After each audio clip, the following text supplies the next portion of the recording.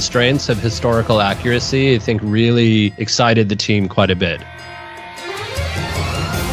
We are investing in naval combat in a space that's inspired by 17th century Indian Ocean piracy, what we call the golden age of piracy. But it's really fun to be able to say, like, okay, well, what's our next sea monster that we're working on? How is the ghost ship moving forward from here? What gameplay can we bring? I think the more that we focused on the fun, the more that we focused on what was cool, I think the game then really took on a life of its own. That's put us now on the path to be able to, in a very public way, at the Game Awards say, you know what, we are ready. We feel like we've accomplished what we were trying to do over the last couple months. It's time to get out there and go live.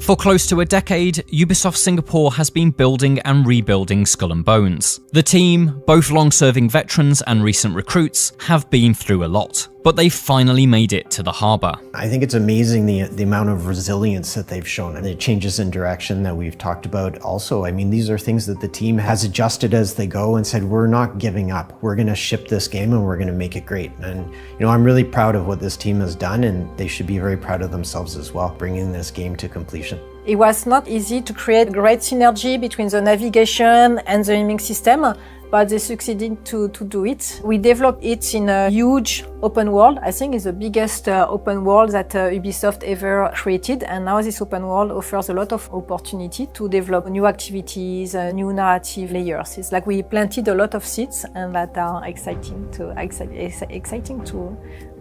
grow now. But the journey doesn't end here. In many ways, it's just the beginning. All of that hard work was in service of creating a live service game that will continue to evolve. And so now development begins on DLC, seasonal content, and the future of Skull and Bones. The seasons will have themes. That's where we may introduce new enemy types, new factions, some of the things we talked about, maybe more fantastical enemies. It's also where we can react to the community and bring in new elements that maybe they've been asking for that we didn't think of. You know, Ubisoft has already committed to this game for years in the future.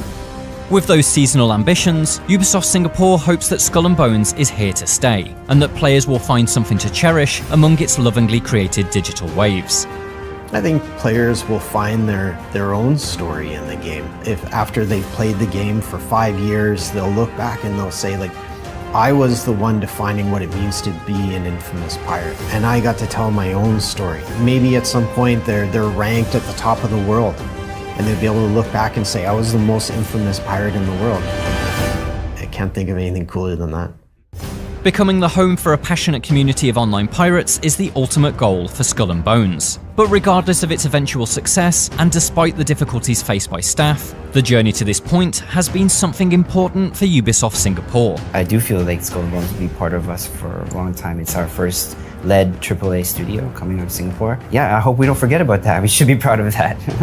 One huge reboot, 3 release dates, 6 delays. Skull and Bones' journey across the development waters has been far from easy. Idea after idea had to be jettisoned and thrown away. High-profile departures and scandal rocked the studio, but the dedication of the development team helped see the project through even the darkest days. Over many years, Skull and Bones has been many things, but its final form is now ready to set sail, and that final form is, surprisingly, the one promised in its very first public appearance, a shared, systemic world in which players strive to become the ultimate pirate kingpin. But it's a form that means that what Skull and Bones is today is likely not what it will be tomorrow.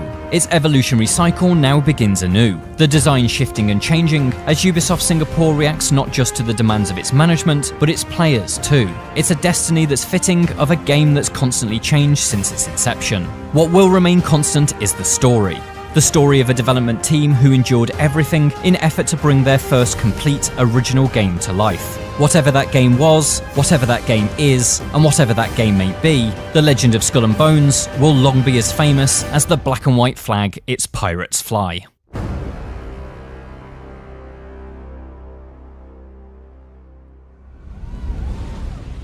Say, were you ever in old St. Anne? St. Anne, old St. Anne. You eat what you find and you drink what you can. Only in old St. Anne. Hey! Only in old St. Anne. Hey!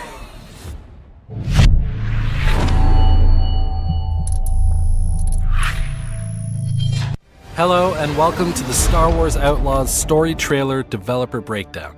Today I'm going to give you more information about what you saw in the new story trailer, including details about new characters and criminal syndicates. Each of you represents some of the most powerful criminal organizations in the galaxy. Sliro is one of the galaxy's elite, living in Canto Bight and leading his own burgeoning and highly lethal criminal syndicate, Zarek Besh. Sliro organized this gathering of syndicates as a demonstration of that power, and to show that his organization, Zarek Besh, should not be crossed. It's a golden age for the underworld. In the golden age of crime syndicates, the syndicates in Star Wars Outlaws are spread across the Outer Rim, and their impact can be felt everywhere. We have previously shared that the Pike Syndicate, the Hutt Cartel, and the Ashiga Clan, which is a new syndicate created in close collaboration between Massive Entertainment and Lucasfilm Games, are in the game. Today, we got to reveal that the elegant and sophisticated, yet highly dangerous syndicate, Crimson Dawn, will also be a key player in the underworld of Star Wars Outlaws. Kay Vess. Across the Outer Rim, Kay will build her reputation and form tense and ever-changing alliances with each of these syndicates, which will offer varying gameplay and narrative opportunities depending on your actions. Whether providing you access to some of the most lucrative jobs in the galaxy, or hunting you down if you've double-crossed them. What do you want? Zarek Besh. You crossed their boss Sliro, and now he wants you gone. Jalen is somewhat of a mentor for Kay. He's a fellow scoundrel that has a lot of experience in the underworld, and he sees potential in her. Rob his fortune and buy your freedom. Jalen offers Kay her one shot at ultimate freedom to pull off one of the greatest heists the galaxy has ever seen. As a member of the galaxy's elite, Sliro's mansion is heavily fortified by multiple levels of security and his own personal syndicate, Zarek Besh. After a failed job, Sliro doesn't take kindly to Kay, placing a bounty on her head and sending one of the galaxy's best bounty hunters, Vale, to hunt her down. This job, it's a death wish. The legendary Hutt Cartel represent one of the criminal syndicates that Kay will encounter during her journey across the Outer Rim. Kay and Nix will come face to face with their leader Jabba in his iconic throne room on Tatooine, but the Hutt presence will be felt across other locations and planets too, where you will meet some new faces of the Hutt Cartel, so you'll need to be careful as your reputation will follow you. Out here, you live and die by your reputation. These syndicates have real power in the underworld in each of the locations Kay and Nix will visit on their journey. Their impact and influence will be felt wherever you go, from the vendors you interact with, the jobs you take on, the support you receive, and even the access you have to certain territories. This job is my one shot at freedom. Attempting to rob Sliro's mansion alone would be impossible. Even if Kay and Nix got in, they wouldn't be getting out. In order to pull off the job, Kay and Nix will need to travel across the Outer Rim to find skilled outlaws, and convince them to join her in pulling off the greatest heist the galaxy has ever seen. There's a lot of fun and exciting characters that you'll meet on your journey, some of whom you see here.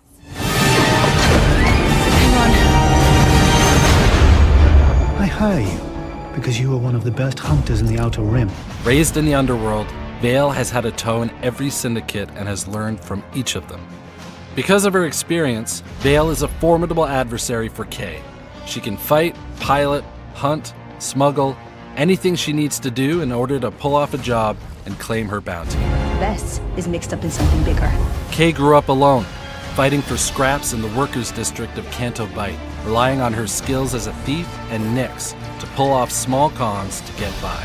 Kay has always felt that the galaxy is rigged against people like her, and has always dreamt of a life beyond Canto, where she does not answer to anyone. This job is her opportunity to make her dream a reality, and to finally be truly free. Star Wars Outlaws pre-order available now.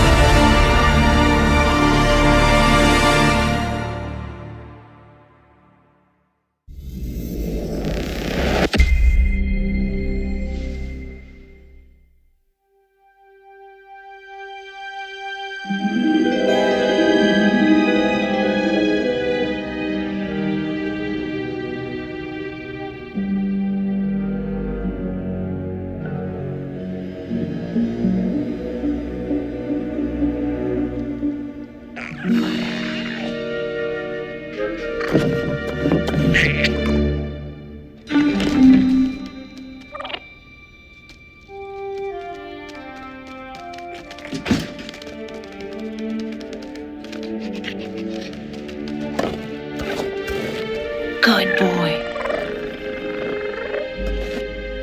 I want that fighter stripped for parts by tomorrow. On it. All right, Nix. Let's go get paid.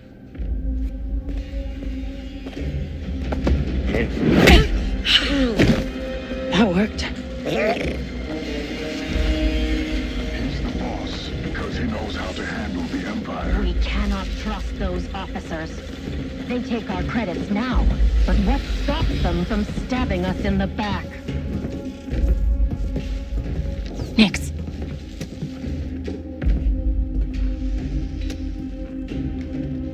Hit that button.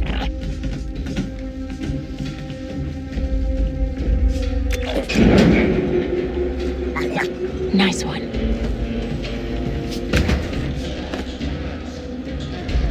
Hang on tight, little buddy.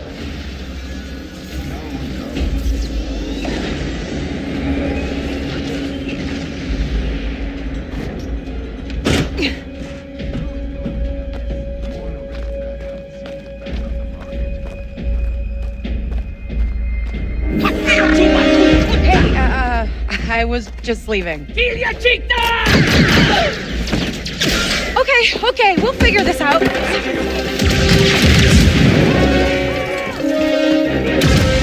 They'll take us back. Shield!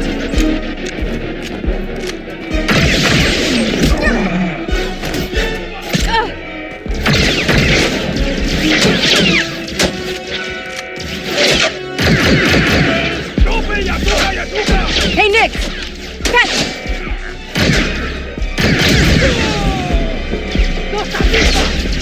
This is getting bad.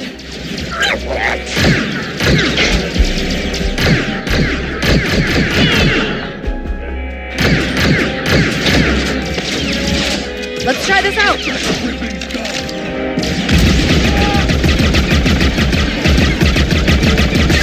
Dick Ferrick! Stop her.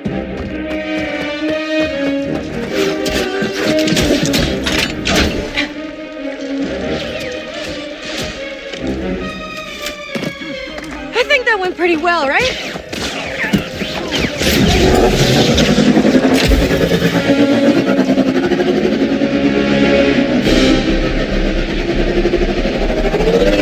Oh, these guys don't quit!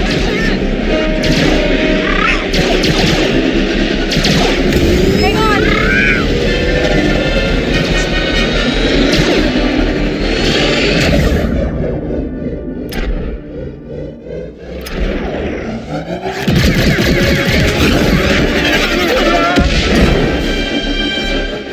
That was close. ND5, I got the package. Where are you? Waiting for you in Jauntus Hope. Were you seen? I said I got it. What else matters? Should I assume we won't be working for the Pikes anytime soon? Well, they'll probably forgive me. Comforting.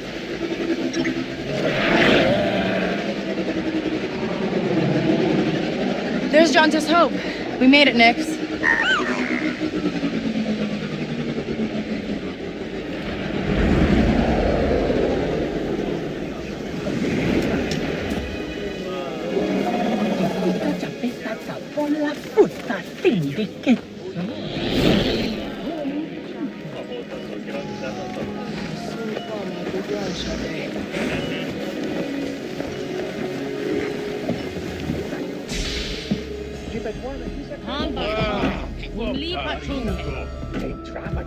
Hey, Andy. You're late, Kay. Doc is waiting. What? Are you worried? No. Okay. No, but you're Troy. What? Be careful. Donka's a broker, not a friend. She can't be trusted. Who can out here? See you back at the ship.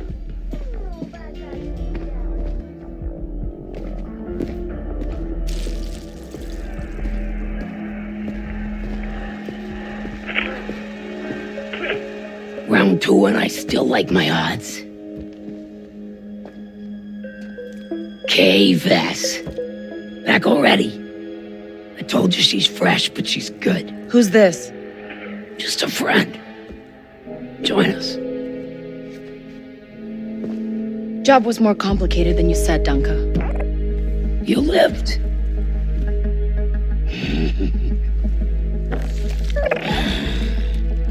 Hey, these aren't toys.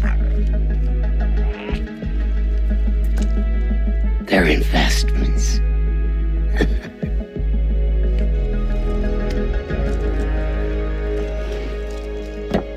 Wait. We haven't met. Don't really know many of you. Stealing illegal contraband, running with syndicates. I could say you're a threat to the Empire. But I won't have to if you're smart.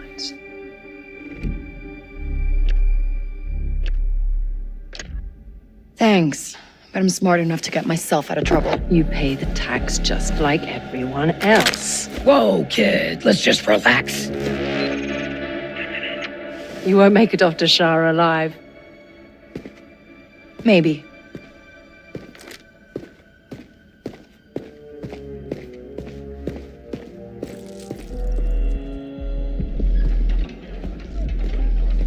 All troopers, we have reports of a fugitive in Jaunter's Hope.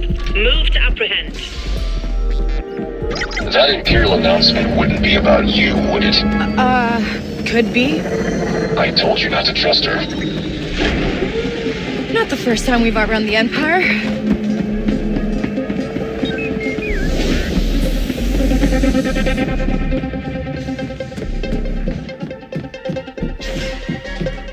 We need to leave. Yeah, no kidding.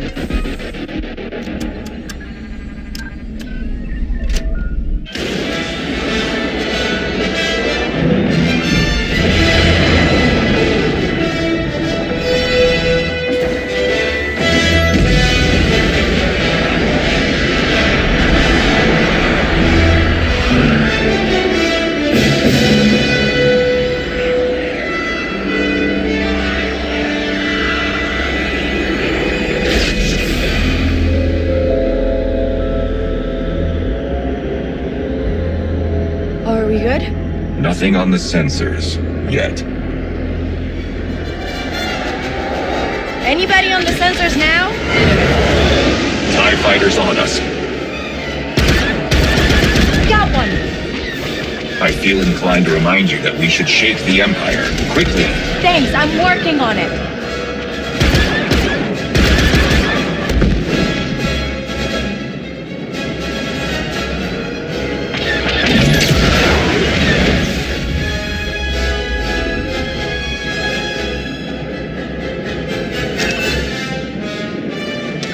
ND, get us out of here. Installing hyperdrive. Let's jump.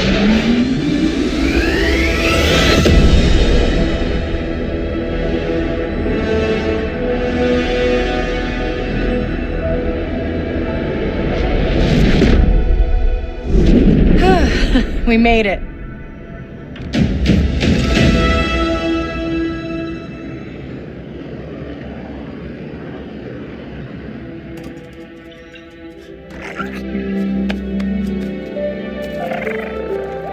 Hey.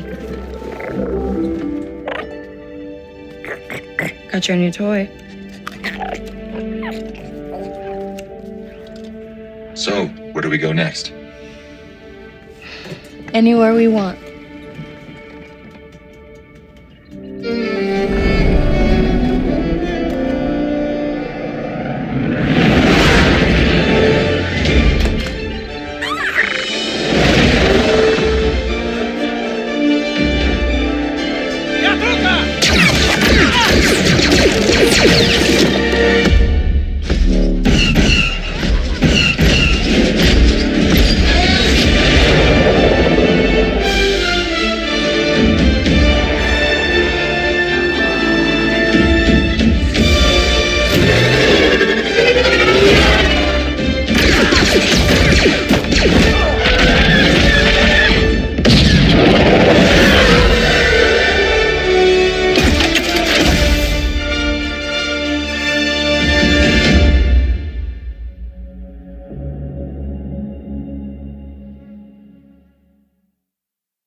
this job, it's a death wish.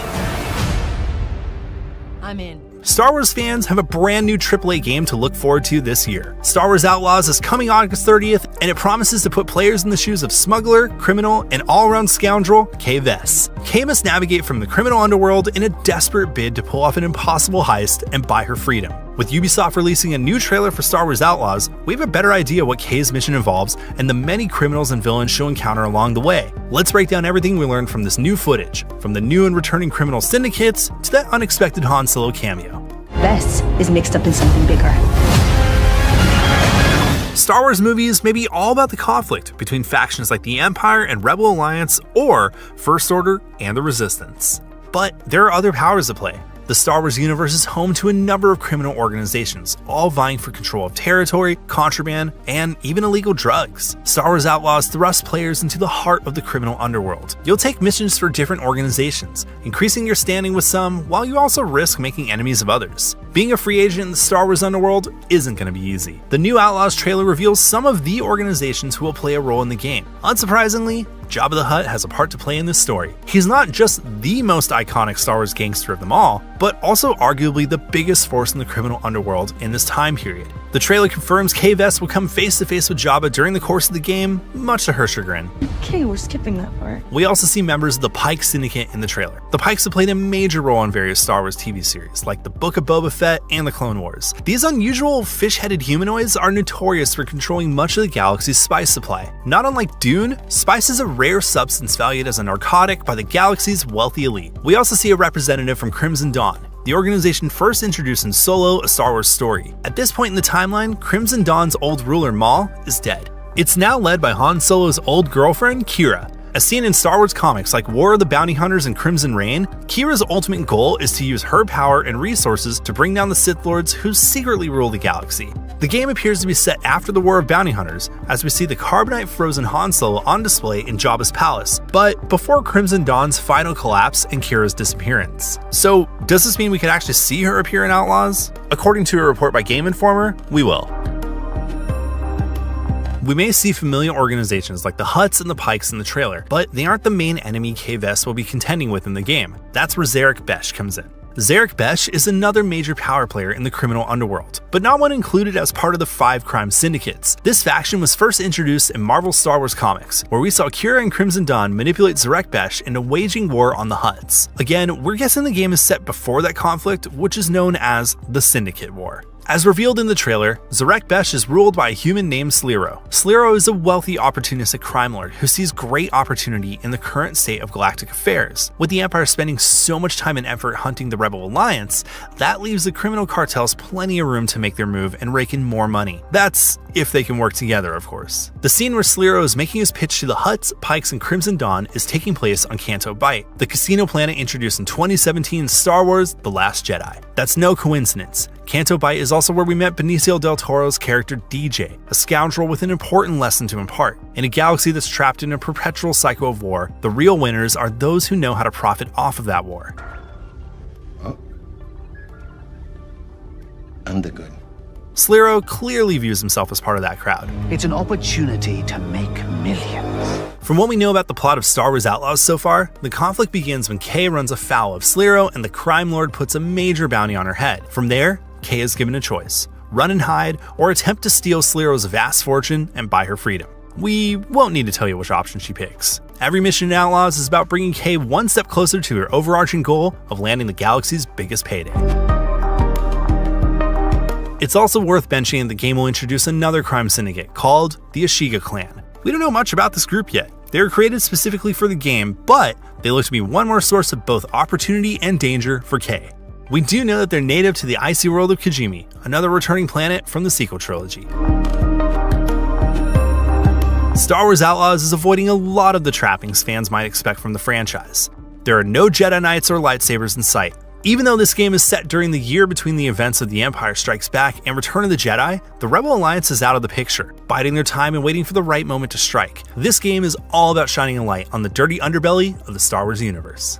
Han Solo may be the only main character from the original trilogy we actually see in this game, and as we've already discussed, this is taking place in that period where Han is stuck in suspended animation as a trophy on Jabba's wall. Han is there as a pointed reminder of how delicate Kay's position is. As she navigates her way through the underworld and curries favor with different crime syndicates, Kay has one wrong move from ending up just like Han Solo. So, will we see any existing Star Wars characters at all? Or are Jabba, Kira, and Frozen Han the only links to the larger franchise? There's certainly potential to bring in more familiar faces. She's more connected than you let on, Slero. We'd bet good credits on at least one familiar bounty hunter rearing their head up during the course of the game. The trailer introduces a new female character whom Slero hires to produce Kay, but we highly doubt she's the only one after that bounty. We could see characters like Dengar, Forlom, or IG-88 take up the hunt, and who knows, maybe Outlaws will follow the footsteps of dark forces and shadows in the Empire by including Boba Fett as a major boss character. We're even crossing our fingers that Outlaws might serve as the video game debut for fan-favorite character Dr. Shelley Apra. Apra is a rogue archaeologist and former right-hand woman to Darth Vader himself, and she's perfect for a game set in the seedy underbelly of the Star Wars universe. The trailer gives us a slightly better look at the crew of the Trailblazer and confirms that Kay won't be working completely alone in Star Wars Outlaws. We don't know any of these characters' names yet, but Kay will be accompanied by a motley team of droids and aliens as she prepares for the biggest heist of her career. That crew includes ND5, a reprogrammed trenchcoat-clad commando droid seen at several points in the trailer. ND5 looks to be helpful as a bodyguard, as at one point we see him pushing away Slero's hired bounty hunter. Kay's crew also looks to include a Rodian. This character is apparently good with technology, as we can see him activating a Black Protocol droid. Interestingly enough, that droid looks very similar to 000, a sadistic former partner of Dr. Aphra. So is this just a superficial similarity, or is it a clue that a popular Star Wars comic character is making the jump to games? Undoubtedly, Kay's most important ally, however, is her furry companion Nyx. Nyx is a Mariqual and the closest thing Kay has to a family in this lonely galaxy. The trailer hints as to how Nyx will play a role in the game. We see him sneaking through an Imperial facility and stealing a blaster rifle for Kay to use. Expect him to be an integral part of stealth missions and puzzles, as he can activate faraway buttons and distract enemies. While Outlaws is all about navigating the criminal underworld and with the Empire during her missions. As she stirs up trouble on the various worlds in this game, Kay will attract unwanted attention from the Empire and even directly do battle with them, both on ground and aboard her ship. Most of the footage in the trailer of Kay battling Imperial forces seems to empathize stealth, but the shot of a charging Death Trooper suggests that Kay won't be able to navigate every confrontation with stealth alone.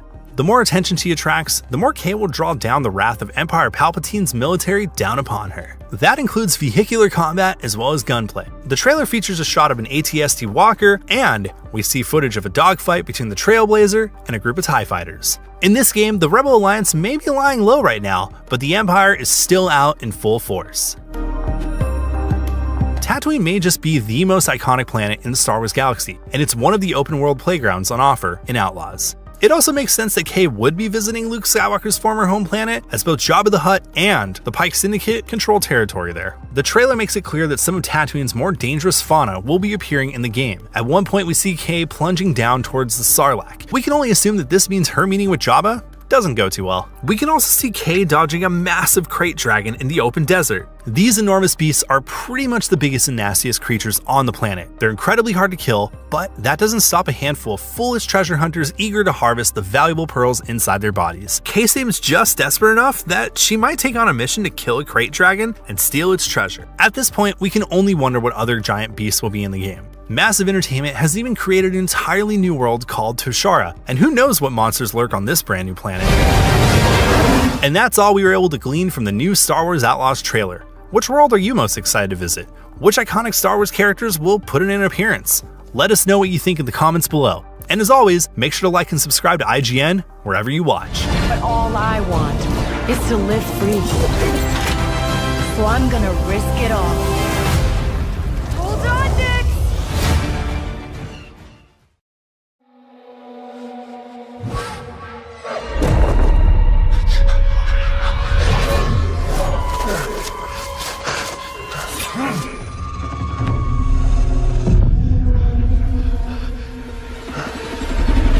Who are you? Who do you serve?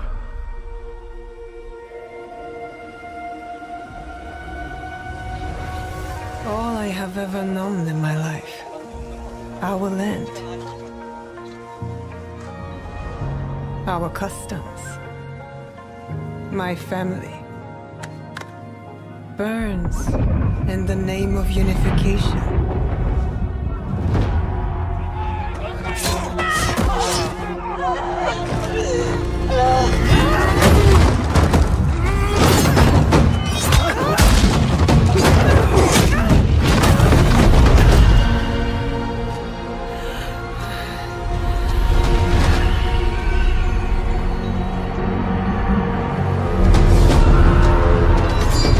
Still a frog in a well, who knows nothing of the sea. The ocean's filled with new ships, but they all come from the same river. Greed.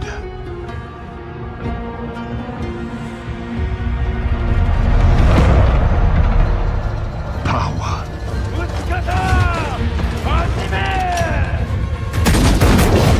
Vengeance.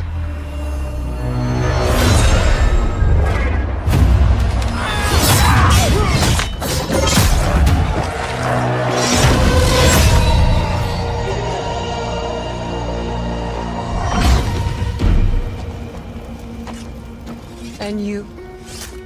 Will you continue down that river?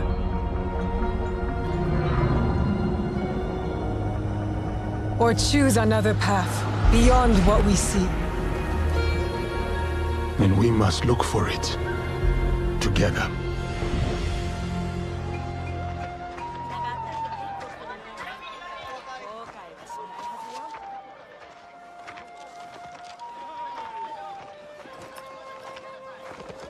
We must learn to trust, rebuild. And follow the blade.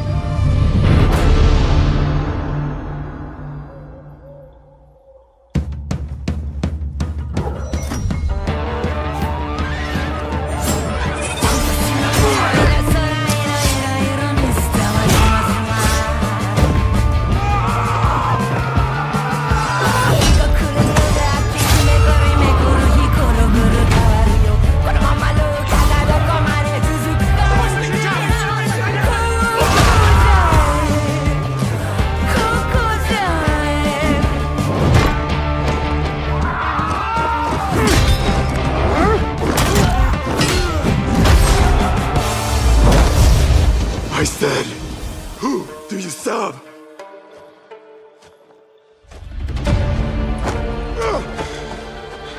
We are the shadows. That serve the light.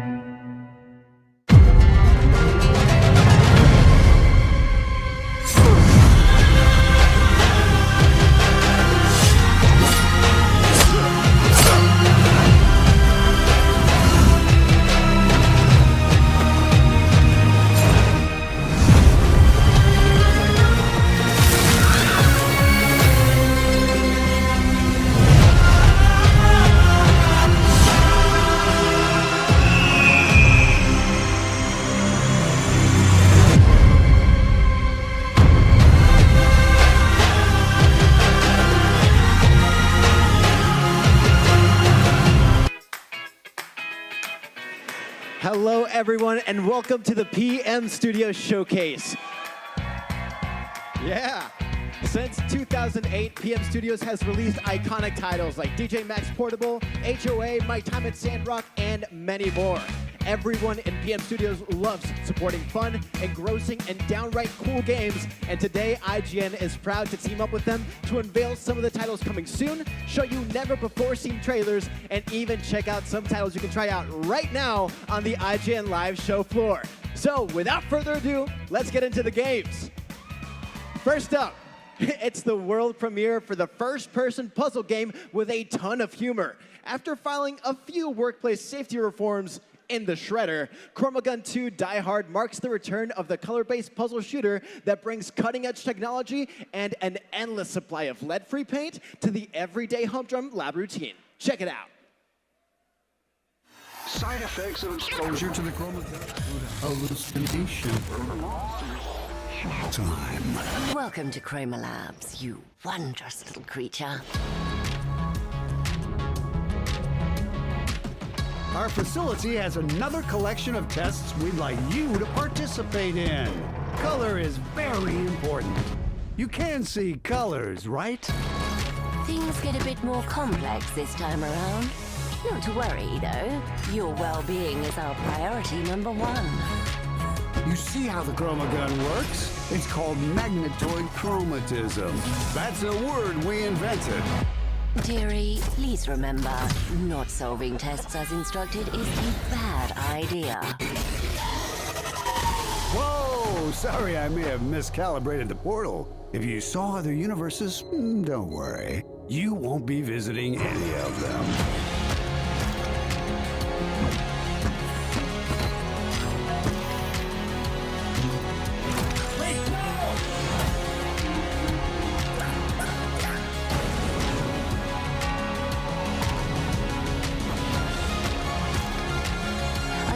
Seriously risking all life in the universe because you have a problem with authority? Remember when I told you not to destroy the fabric of reality? What the hell happened? Let's just pretend this is all perfectly normal.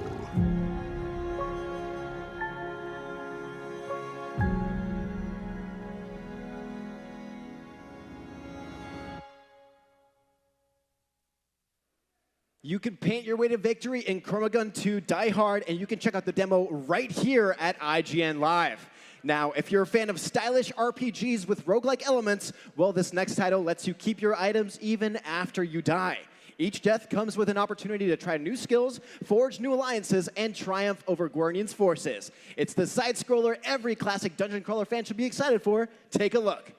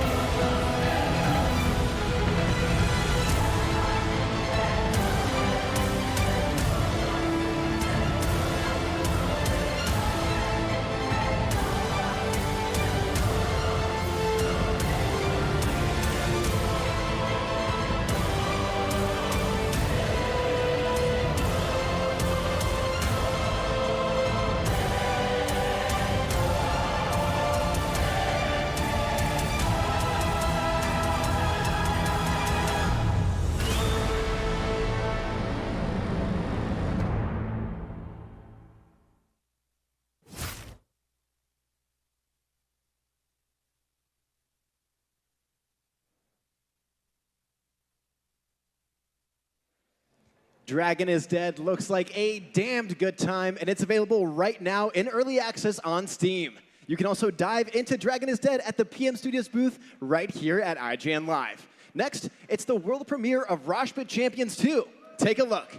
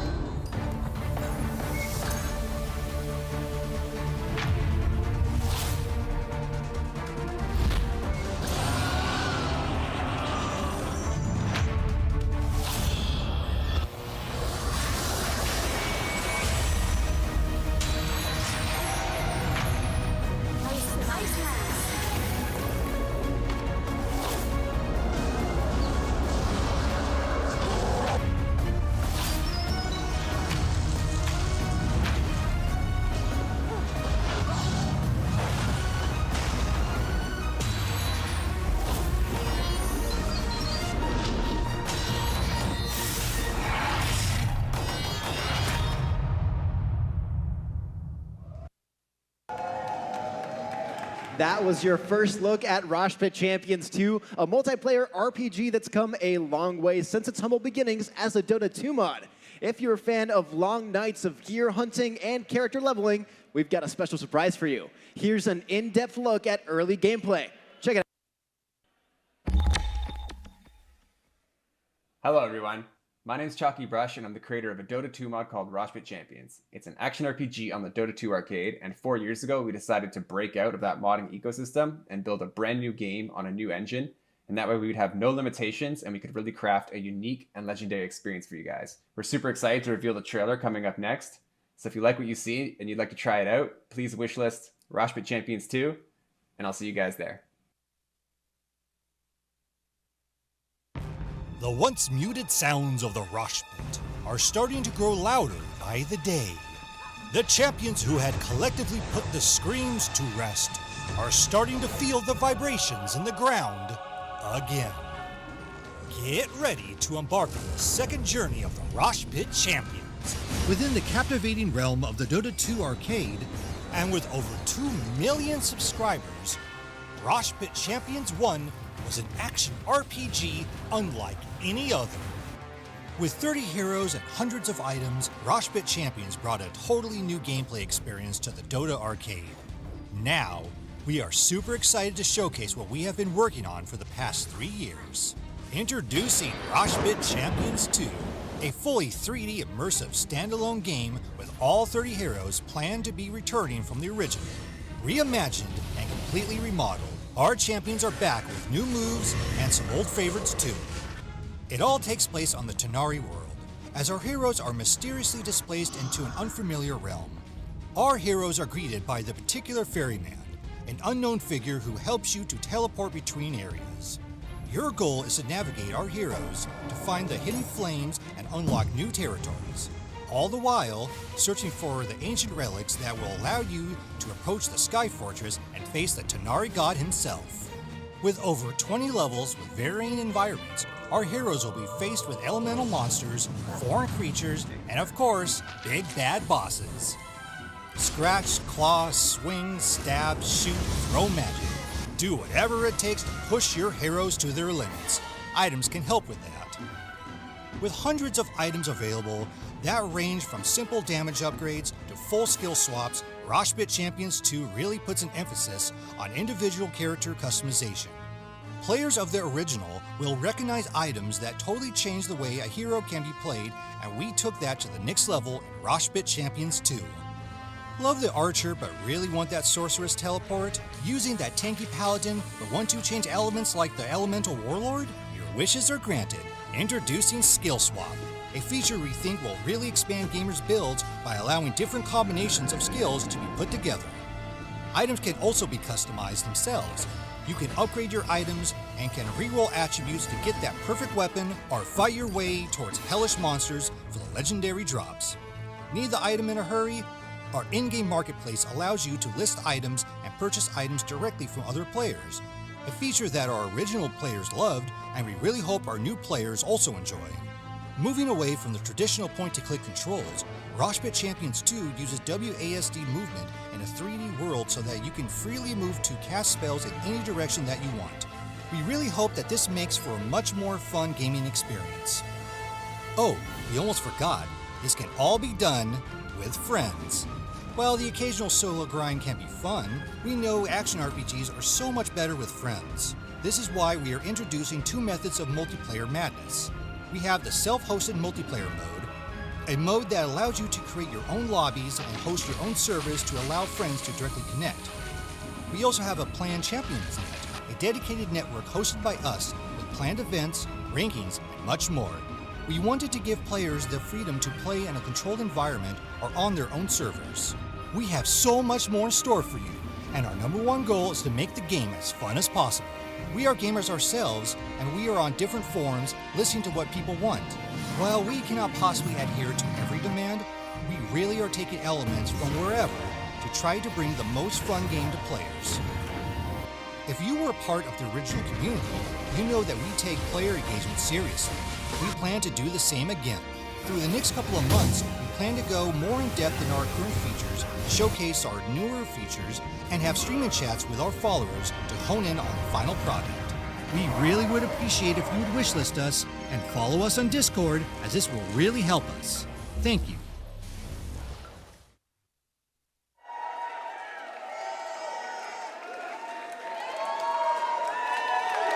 Dive into Roshpit Champions 2 at the PM Studios booth right here at IGN Live and start a hero building saga with your friends today. This next game is an adorable 2D top-down retro platforming adventure that fans of the Game Boy Advance era are sure to love. This is Pipistrello and the Cursed Yo-Yo, and you should definitely check it out.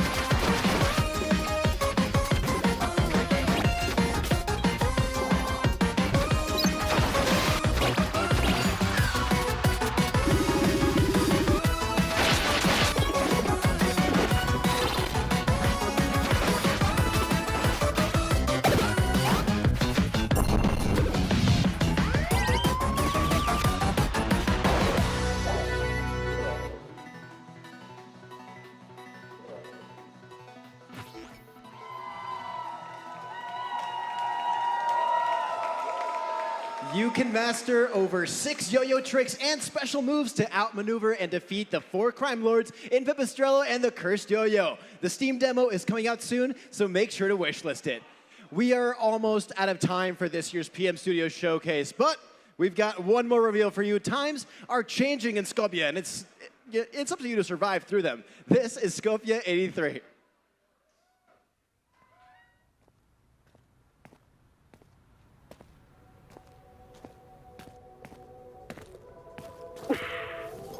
After the week we had, we deserve a little rest. Kick back, crack open a can of your disgusting energy drink, and take in the sights. Let's try this again. Just don't get too relaxed this time. We still have a city to save. So you better stock up.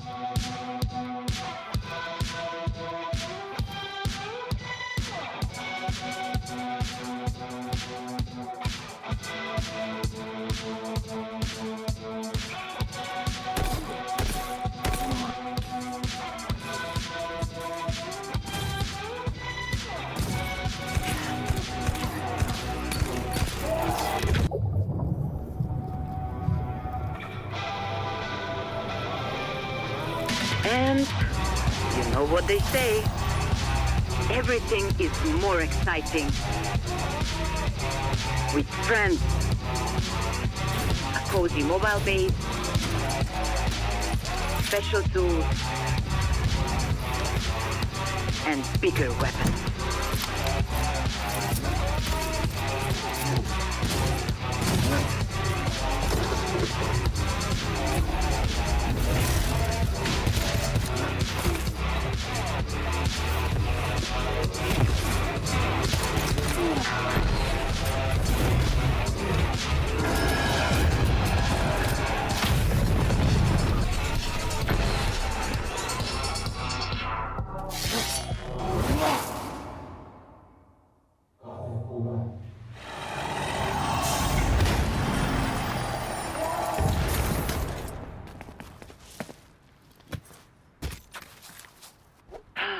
The best spot in town.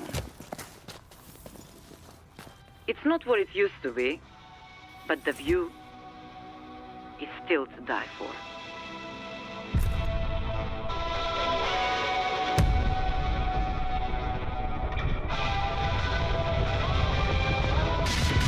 Welcome to Skopje.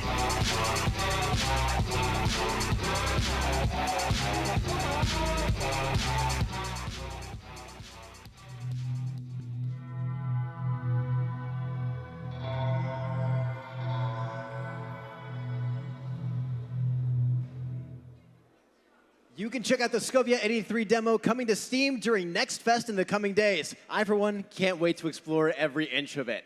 If you liked any of the games you saw today, you should check out Fuse, the social media platform built for gamers to build even stronger communities, discover new games, and find new friends. Head to fuse.io to get started today.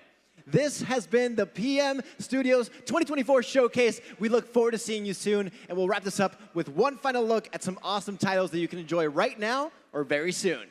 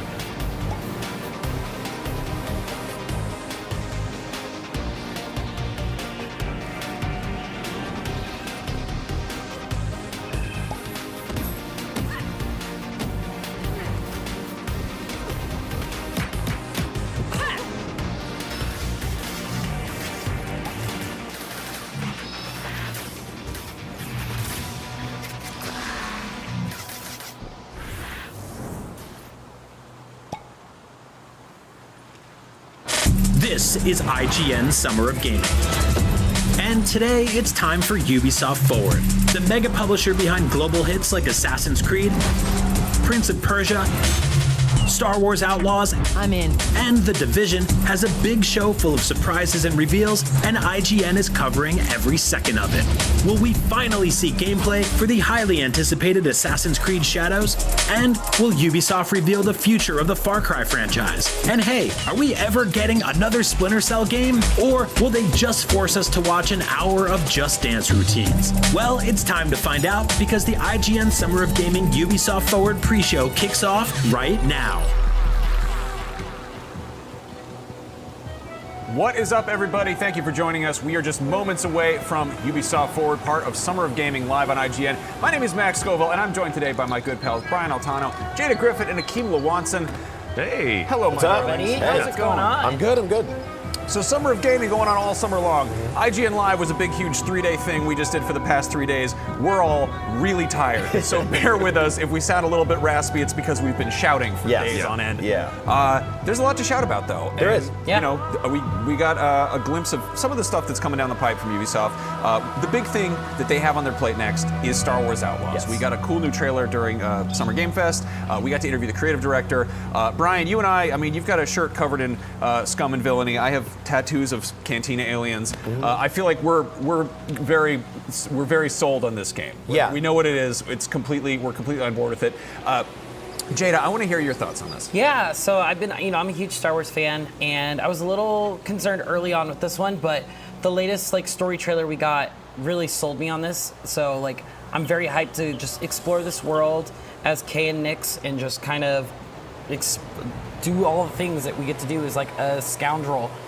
Just searching across these different planets. Yeah, the game looks amazing, and unlike Jada, I'm not a huge Star Wars fan. But it's a massive IP, and there's so many things within it that you can appreciate. And this game looks amazing, and it's also nice to see that you're able to do something outside of just wielding a lightsaber. Yes. I'm tired of that. Yeah, we got 2 great lightsaber Star Wars games in the last few years, and this is hopping on speeder bikes and pulling out your blaster and getting a wanted level with stormtroopers after you. I'm really interested to see how all of that comes together. And talking to Julian Garrity, the creative director, yesterday, he told us about a mission where you'll be able to sneak into Jabba's palace, and that is Jabba's palace is my favorite stretch of almost any sci-fi movie ever. All of that stuff is my favorite part of Star Wars. So being able to go in there, interact with some of the weird creatures that live there, and just hang out with Bib Fortuna, see Jabba. I hope he's a romance option. I hope so too. I think that's a good thing. I'll give him a good smooch. No, I mean, this is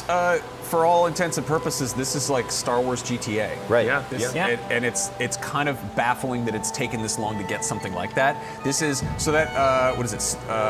Star Wars the one that just came out. What's it called? Jedi Survivor. No. The one that the single. Hunters. Hunters. Yeah. So How that did one. you forget the name of that? It just dropped 20 minutes ago. No, I know. That one. So that one advertises itself as the first open world Star Wars game, which maybe by some stretch of the imagination, okay. This is a proper open world game. This is a game where you can run around and do whatever and steal speeder bikes and shoot stormtroopers and blast off into space. Explore. And go to a different planet. I think that's never gotten that. Yeah, we've never gotten that. Yeah, and we're not getting a GTA game this year. We're not. Yeah, this will definitely tide us over till next year. Yes. Yeah. Absolutely. And it's nice that they kept it. I feel like they kept it under wraps a good amount of time. The fact that they came out and they're like, hey, it's out in August. I'm still it comes out the last possible day of Q3. I feel like it could get kicked into the fall a little further if we're used to having those last minute delays. But if this comes out this year, I'm very happy. I'm very excited about this. I will say my concerns for this game are that I worry that they might be biting off more than they can chew, right? We have Nix, who's your partner. You're doing a little sort of Watch Dogs style hacking stuff, right? There's some stealth, there's third person shooting, there's driving mechanics, and then you're blasting off into space and you're gonna get into, intergalactic space battles and stuff like that. Then landing back on the planet. So I'm just hoping all of that comes together. If one of those things feels weak mechanically and you have to do it a lot, then it's not gonna gel for me. But I'm confident this team can bring it all together. I mean, I think we have a pretty decent track record of games that advertise as being like, hey, you can get in a spaceship and fly into space and land on other planets. No Man's Sky, Starfield, for instance. And that sets a really, really high bar. People's expectations are literally beyond sky high, and it can be hard to deliver on that. So I hope this one does stick the takeoff and the landing. We talked to Julian Garrity about this, the creative director. He said that you can get in your ship, you can take off, you can go to another planet, you can land, but it's not like a full-on open galaxy. Right. It's a little. I mean, it's going to be a bunch of different sort of open fields, open worlds, so to speak. I'm cautiously optimistic.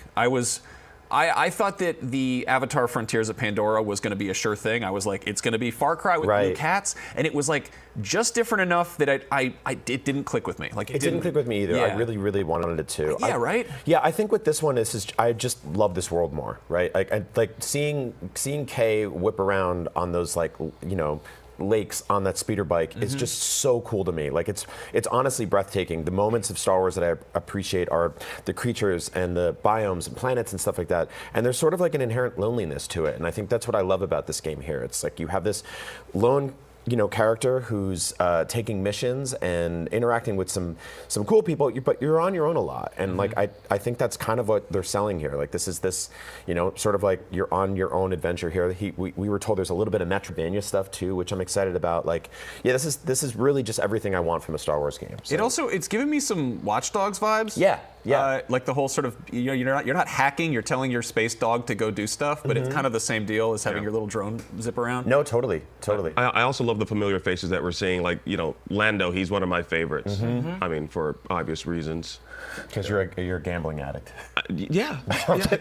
Exactly. You like to wear capes on the weekends. I do, actually. I think you would crush some capes, man. Like you would look really good in you this. could pull off a cape. Should we? I mean, you're pulling off a Looney Tunes hat in 2024. I know.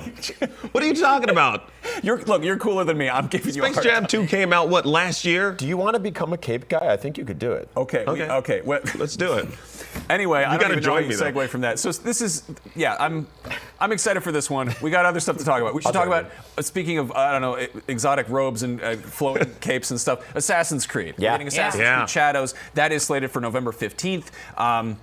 People have been wanting a ninja Assassin's Creed forever. Yeah. And they're getting ninja and samurai Assassin's Creed. We've got dual protagonists. It's set in Japan. This has a lot going on. This has a lot of really cool stuff going on. This is two back-to-back big AAA third-person open-world Ubisoft games coming out in 3 months that are all the culmination of things that we really, really have wanted for a long time. That's one of the things that worries me, is that I feel like they're potentially have the effect of cannibalizing each other because a lot of people have issues with Ubisoft games being so big and spending so much time on one of them. And yes, we have 3 months between them, but there's also going to be other games releasing in that window. No, you're right. I think there is a finite amount of kind of Ubisoft formula games that the average gamer can digest in a year or a 3 month span.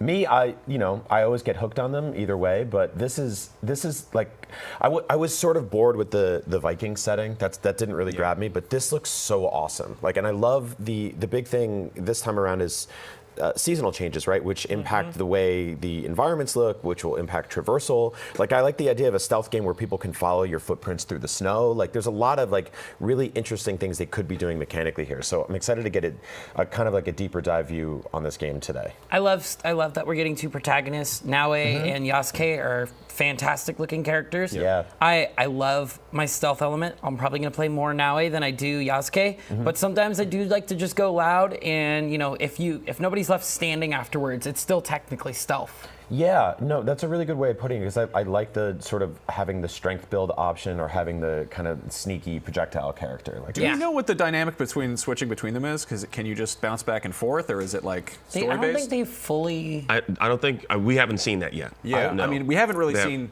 straight gameplay yet. We've seen this has got gameplay footage in it, but I think we're going to get a proper gameplay. Yeah, hopefully, we see what that's all about today. Also, I love the historical aspect of course. So with the Yasuke, being the first or the only black samurai there is. I'm kind of curious to see how Ubisoft kind of handles that story. Hopefully, they do it a lot better than the way Netflix did it with their anime, which added mechs and Yeah, that took a weird robots. turn. Yeah. At like 75% through the series, and it's I mean, this is a game series where you go to like a modern day That is true. Facebook and you fall asleep in a bed that lets you visit your ancestors' memories. So they're front loading. They'll front loading the crazy stuff. They're going to take some creative liberties. I think, I just want to see some. I don't want to see big ass mechs showing up. I will bet you a Japan. lot of money that a big ass mech will not be in this game, or at least in it might be in the modern portion. There's going to be like some, Animus Rift thing, some mini game where you got to do like hologram puzzles or whatever, and you're gonna be like, oh right, it's Assassin's Creed, they do that, and some people love that, and that's fine. But like, I feel like the main selling point is always the historical setting. Yes, I'm always kind of taken aback that there is a decent contingent of Assassin's Creed fans who really like the Animus stuff. And I'm like, just get me to the part where you're there. I don't want to even know. It actually like almost breaks the illusion for me, right? Like I would rather this just start and end in one historical setting without seeing some guy in, loafers and jeans or whatever. Now, I mean, the other infamous jumping around, climbing on stuff, stabbing people franchise from Ubisoft is Prince of Persia. Oh yeah. We just got Prince of Persia Rogue Prince of Persia? The Rogue Prince of Persia. Which is in early access right now, I think. Yes, correct. And people seem into it. It's basically just Dead Cells with Prince of Persia with different art style. I wonder if we're going to get like a proper release date for that, or if they're just kind of playing it by ear and seeing how early access goes. I think they'd be really smart to capitalize on the popularity of not only that, but we got Prince of Persia: The Lost Crown earlier this year, which is one of the best games of 2024, hands down. Yeah. So I really hope Ubisoft is like, hey, Prince of Persia hype is real right now. We need to show something for the Sands of Time remake. Yeah, if you're like sort of a modern Prince of Persia fan and you mostly like the sort of the 3D third person ones, and you slept on the Prince of Persia that dropped earlier this year, please go get that game. Like it's regularly on sale. It's one of the best Metroidvanias ever made. It rules. I mean, it's interesting because Assassin's Creed was kind of, it definitely had a lot of Prince of Persia DNA in there. And it's, the Sands of Time was itself reinventing Prince of Persia, which was originally a 2D thing. And so now the remake is kind of in this weird middle ground where, like, is Prince of Persia, are they going to lean it into it being a 2D franchise? Because we just got two 2D Prince of Persia games this year. I know. And they've got this, this 3D one. This was the one they revealed back in 2020, I think, and it was supposed to come out in 2021, and people were like, put it back in the oven. It's not done yet. Yeah. Well, not only that, but they also like brought more chefs into the kitchen to help cook, because this was one of those games where they tagged in a couple like kind of sister studios to be like, hey, what are you guys doing? These guys need a little help with this. So I don't know. It seems like it would be a slam dunk, right? Like the original game's great, and remaking it doesn't seem impossible. I think what happened is that the expectations for remakes shifted. It's true. It's true. The bar for that keeps rising. And like for a minute there, it was like, yeah, just upres the textures, tighten up the graphics in level 3 or whatever. Right. Add photo mode or whatever. And now we get stuff like the the RE4 remake, which is borders on like a full-on reboot reimagining, not reboot, but and it's even if you have like a very tight framework to work from, like a good structure, people want more. They do. And I'm hoping that they can really deliver on that front. Ubisoft, obviously, there's always a bunch of stuff that we sort of forget about. There's the games as service stuff. There's there's For Honor, there's Sea of Thieves. X Defiant is a thing that just kind of dropped after ages in development. That I think it launched on May 21st. I'm not particularly interested in this, but I'm curious to see how they plan to continue supporting it, and if they have anything to kind of come out and bang that drum and get people excited at all. Yeah, I believe they told us at IGN Live that they're going to be announcing the season 1 and what that theme is going to be, and the seasons are going to be themed after the different Ubisoft IPs. Okay. So, that's Far Cry, Watch Dogs, Division. The Rabbids. Put the Rabbids in there. Yeah, the Rabbids. That was actually a big request from the crowd. The crowd was like, we want Rabbids. Yeah. I mean, the Mario and Rabbids games have, they all have guns, right? Yeah. So I just want a Rabbid with the knuckles. It's a weird universe. Now, we need to take a quick break, but the Ubisoft Forward is coming up very soon. Very, very soon. We're actually doing a pre-show for their pre-show. We'll get to that in a minute, but we also got some other stuff to talk about. IGN Summer of Gaming will be right back after this. Stick around.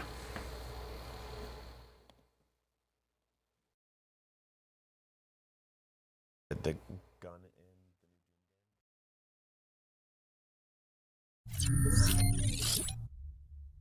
Want the ultimate IGN experience? Check out IGN Plus. Members get exclusive deals and giveaways, ad-free browsing, unlimited tracking on IGN Maps, discounts at the IGN store and with IGN partners, and best of all, free games.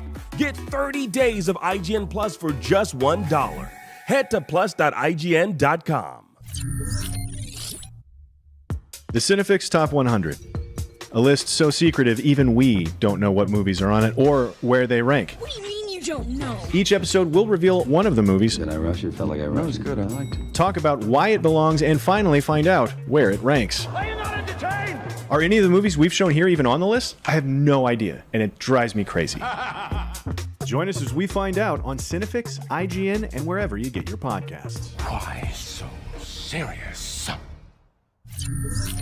Have you ever been stuck on the same quest for just way too long?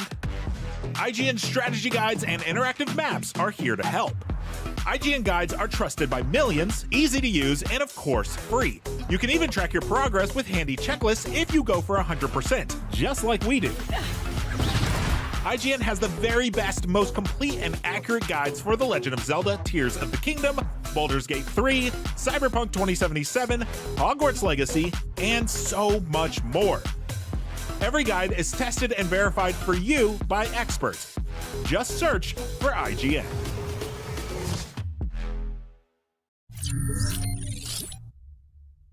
IGN Playlist is the best way to track your game collection. Now you can even import your entire Steam library to Playlist, making it easier than ever to review games, show off your collection to the world, and finally chip away at that massive backlog you keep meaning to get to. IGN Playlist, check it out.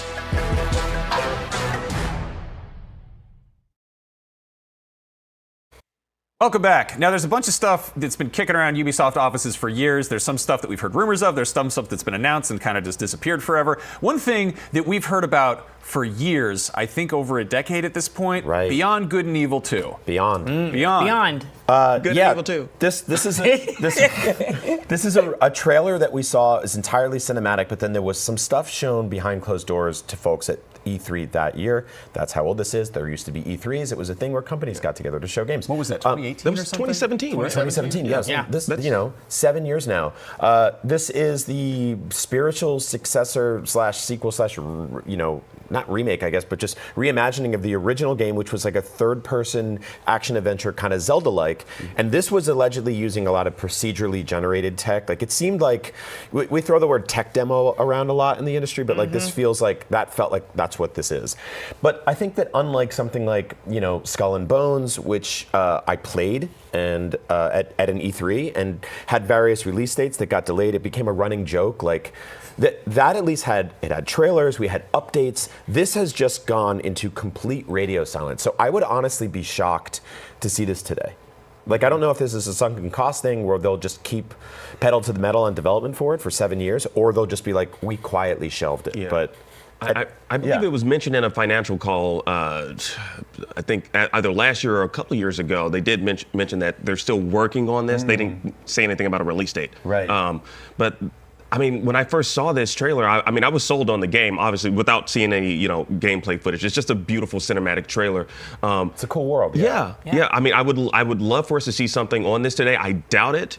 This game is actually in the Guinness Book of World Record for longest AAA game in development, which is just insane to even think about. Yes, yeah, it won that record in 2020. It beat Duke Nukem Forever. It's not good. That's not a good record to have. Really. No, it's not. Yeah. Skull and Bones actually released too, Yeah. so it's like that's not eligible anymore. I'm really hoping that with because we see a lot of spaceship combat in here. I'm hoping that Star Wars Outlaw is kind of their pilot program to kind of like, hey, this is how the ship combat could work. Flying in space, and it's like they're gonna have it. I don't want to say simple in Star Wars Outlaws because we haven't seen enough of it, but it's their first time doing it. And so I think it's kind of their testing ground until to get ready for Beyond Good and Evil 2. So I also don't think we're going to see this today. I would love to because I love the original back on the PS2, but I don't think so. Yeah, I mean it's. I don't know. I would love to see it. I love the idea of it. I think it's awesome. It's got tons of potential, but again, it also just sort of feels like it's been. Right. Yeah. One thing that we've heard about that seems much more realistic, we might see it today, is the Splinter Cell reboot, which is, I think they framed it as a remake, but they're like, here's the thing. this is we're remaking the story, and given the sort of political nature of Splinter Cell, a lot's changed since the original came out. The first one was what, like 2002 or something. It's been a while. Yeah. Global politics, they kind of change year to year, so you have to shift things around.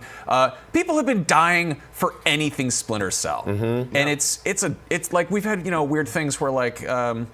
Sam Fisher shows up in Ghost Recon as like a special guest star, that kind of thing. No, it's become a running joke, or it's like we see the goggles in X Defiant or like one of the Rayman games or something like that. Like there's always little Easter eggs and nods to this character and to this franchise, but like not a proper game. And this is one of those franchises to me where for a while we were getting the game every couple of years, and you almost not that you were spoiled, but you just got used to that cadence, and then it just stopped. And we haven't had anything in forever. Yeah. I mean, we had that. Well, this isn't game related, but Adi Shankar had that series that came out last year on Netflix, which featured Sam Fisher. Right. It was almost like an origin story of the character. That's right. In that particular world. Yeah, it's like we get everything but the game. Yeah. Right. Yeah. Now there's other Tom Clancy verse stuff. There's Ghost Recon. Wildlands was, I think, up until Call of Duty dropped that year, it was maybe the best-selling. That was a phenomenally well-selling game. It did really well. People really liked it.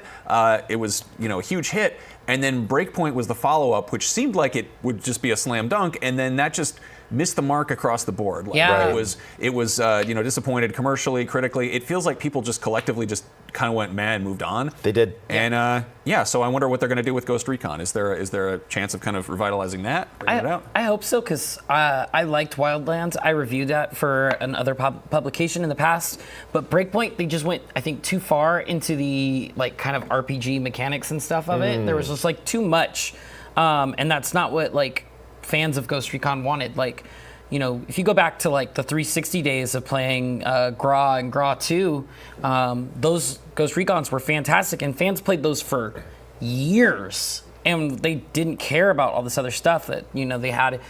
So I think like the franchise has kind of lost sight of what it was and what made it special to a lot of fans. So I'm hoping Ubisoft just kind of took note of that after Breakpoint, and they're going to kind of like rein it in and kind of give the fans what they expect out of this franchise. And we're seeing footage from the canceled Ghost Recon game. So wow, yeah. Man, this was very far along. Yeah, I mean, it's one of those things where it's like just like Ubisoft kind of had this weird thing a few years ago where they basically were just like they pumped the brakes on a lot of stuff, and they have a history of kind of churning stuff out, and it's simultaneously it was quantity over quality to a certain degree, and people were like, you get this 80-hour Assassin's Creed game, and they ran the numbers, and they're like, yeah, most people didn't get all the way through it because it was too big. And you look at the map, and it's covered in bloat, and you look at Breakpoint, and it's just this hodgepodge of systems that sort of I think they kind of really went back to the drawing board collectively, and they're like, okay, what are we doing? And I'm kind of hoping that today we get a clearer idea of what's coming down the pipe and what's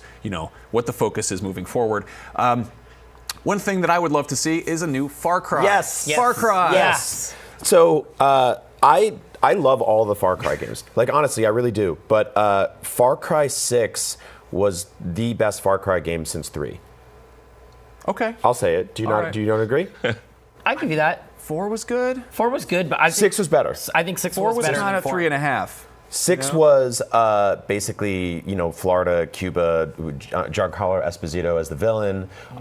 Big, tropical, gorgeous, open world stuff. It was just incredibly well done and really, really fun. And I loved all the mechanics with the animal sidekicks who, you had an alligator and you had a little wiener dog and stuff like that.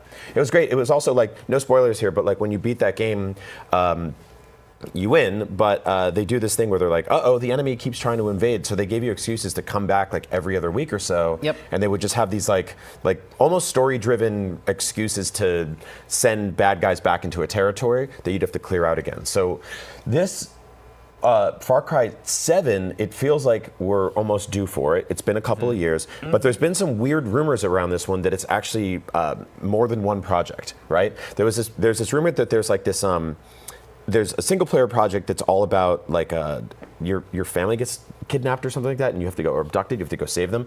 And then there's like an always online multiplayer side of it. And for a while, people were like, those might be the same game, they might be different games, but either way, like if we get 1 or 2 Far Cry things today, I will be very happy because that's one of my favorite franchises. I think if we get another Far Cry, I'm curious who the villain's going to be, because Far Cry's stars are not the main character, it's the villains. The villains are what makes Far Cry a fantastic series. Every like you said, Giancarlo Esposito from 6. We had Joseph from 5. Pagan Min from 4. Troy Baker. Yes, like just fantastic. Voss from 3. I know we got some Voss fans out there. Shout out to Voss. Voss, great dude. Little insane though. Just a little bit. But like, I love Far Cry. I love their open worlds. I love how I can just I push them to their limit. Yeah. Like me and my partner, every Far Cry game, we just find like an outpost or a gas station or whatever, and we just stop traffic and just blow up everything that comes our way until the game can't hold it anymore. I love doing that. It's so much fun. When I think about Far Cry, the memory that pops in my head first is playing Far Cry 6, and I got into a battleship and I took it over, and like 14 army helicopters came in, and I just sat with a grenade launcher shooting through a little porthole and taking them down, and I was like cheering and screaming in my house. I was so happy. I love them. I love these games so much. We got to the point once where their cars stopped spawning and coming in. So like he would stay and I would run out and like go and grab people and bring more and like piss off a bunch of enemies and get them to chase me back and then just stack it higher and higher. I think our game ended up crashing at Is there a greater feeling in gaming than like sitting on a hill and shooting off a lock from a mile away with a sniper rifle that opens up a gate that a bear runs out of and he starts mauling everyone and somehow there's a fire and then you get the mission pop up and it says there's a better feeling, and that's where you didn't know that the animal was going to show up. Oh, when you go to the outpost and you set something on fire and then a flaming bear just shows up out of nowhere and you're like, who are you? I love these games. Yeah. Yes. No, the rumor I've heard is that it's the new setting is like off the coast of Korea, and it's I heard Cillian Murphy is the villain. I don't know. If he was like vaguely attached to this for a minute, right? Or at least in rumor form. Yeah. I mean, it's again, total speculation. Could be just like someone whose uncle works at Nintendo making stuff up. But yeah, I would love to see that. I'm just my thing with Far Cry is like it's like going on a trip. I have to be interested in where I'm going. Yes. And like a lot of people love Far Cry 5. The setting just didn't really click for me. Like it was kind of it was cool. I had a good time there, but it was also like it didn't feel enough like a vacation, you know? Yeah, I mean, we live like a half an hour from the Redwoods or whatever, so we're in America, so it's not really escapism for us, but I think for other people, they were like, cool, I get to go there. Yeah. What destination would you like to see? Dinosaurs. That's not a destination. It's a time. Brian just answered his own question in his own brain. The destination, would be, I'm like a 5-year-old most of the time. So you want to go past? You want to go back past Primal? Gummy bear. What's your favorite colored pizza? So you want to go back past Primal? When they said they were doing Montana for Far Cry 5, I was like, oh, so there's going to be dinosaurs, right? Because that's where they found a lot of dinosaur skeletons. Yeah, no, Brian, I'm assuming the question you heard in your brain was, what period do you want this to be based in? Yeah, dinosaurs. Dinosaur period. The dinosaur period. Yeah. The year we had dinosaurs. Dinosaur time. Dinosaur time. It should be called Far Cry 7 Dinosaur. Dinosaurs. I mean, yeah, Blood Dragon. We've had weirder things. Yeah. Can we get some dinos in the chat? Shout out to your favorite. Shout out your favorite dinosaur in the chat. Drop some dinosaurs in the chat. Please tell us your favorite dinosaur. I mean, the funny thing is we've heard like Ubisoft does that thing where they announce like code names for projects. Yeah. And we're sort of like, oh, I wonder what the next Assassin's Creed is, and it's like, well, we sort of knew that there was going to be a feudal Japan one. Yeah. There's also one ahead of that, which is like it's got like it's the Hex, Salem witch trial Hexen stuff. or yeah. something. They announced like 5 or 6 Assassin's Creed projects on the same afternoon at some point. Which is like, it's.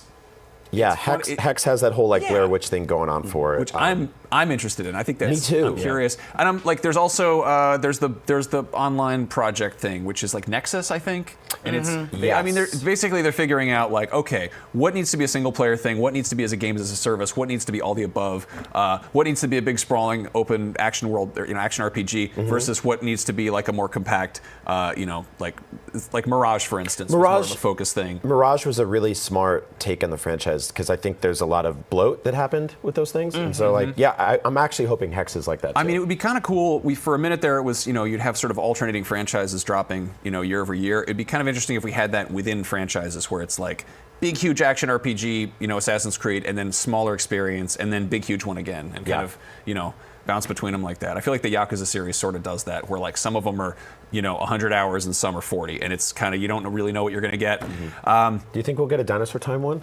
Dinosaur Time. Dinosaur Time. T-Rex is, by the way, is the most popular dinosaur so It's far. a great one. It's a great. We got about 30 seconds until it kicks off, so you can talk about dinosaurs. It's easier to spell. It's the easiest. A lot of T-Rex. There are a bunch of T-Rexes. There's some rap.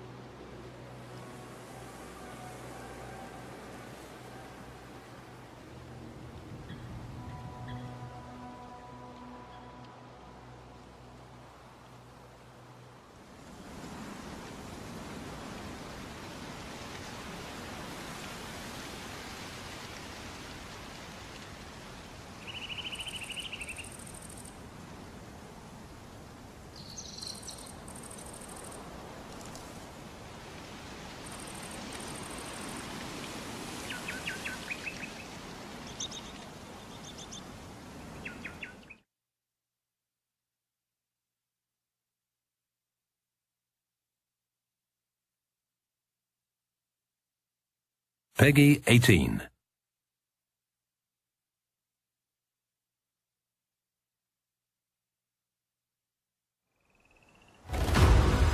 Grab your shades, stay hydrated, and get ready for Ubisoft Forward, live from sunny LA. In just under 30 minutes, we'll be kicking you over to the Belasco Theater, starting the show with an exclusive look at gameplay from Star Wars Outlaws, Assassin's Creed Shadows, X-Defiant, and more. But first up, let's enjoy a little sunbathing under the palm trees and take a look at some live games like Skull and Bones and Rocksmith Plus, a new VR title from Just Dance, and a few indie games supported by Ubisoft.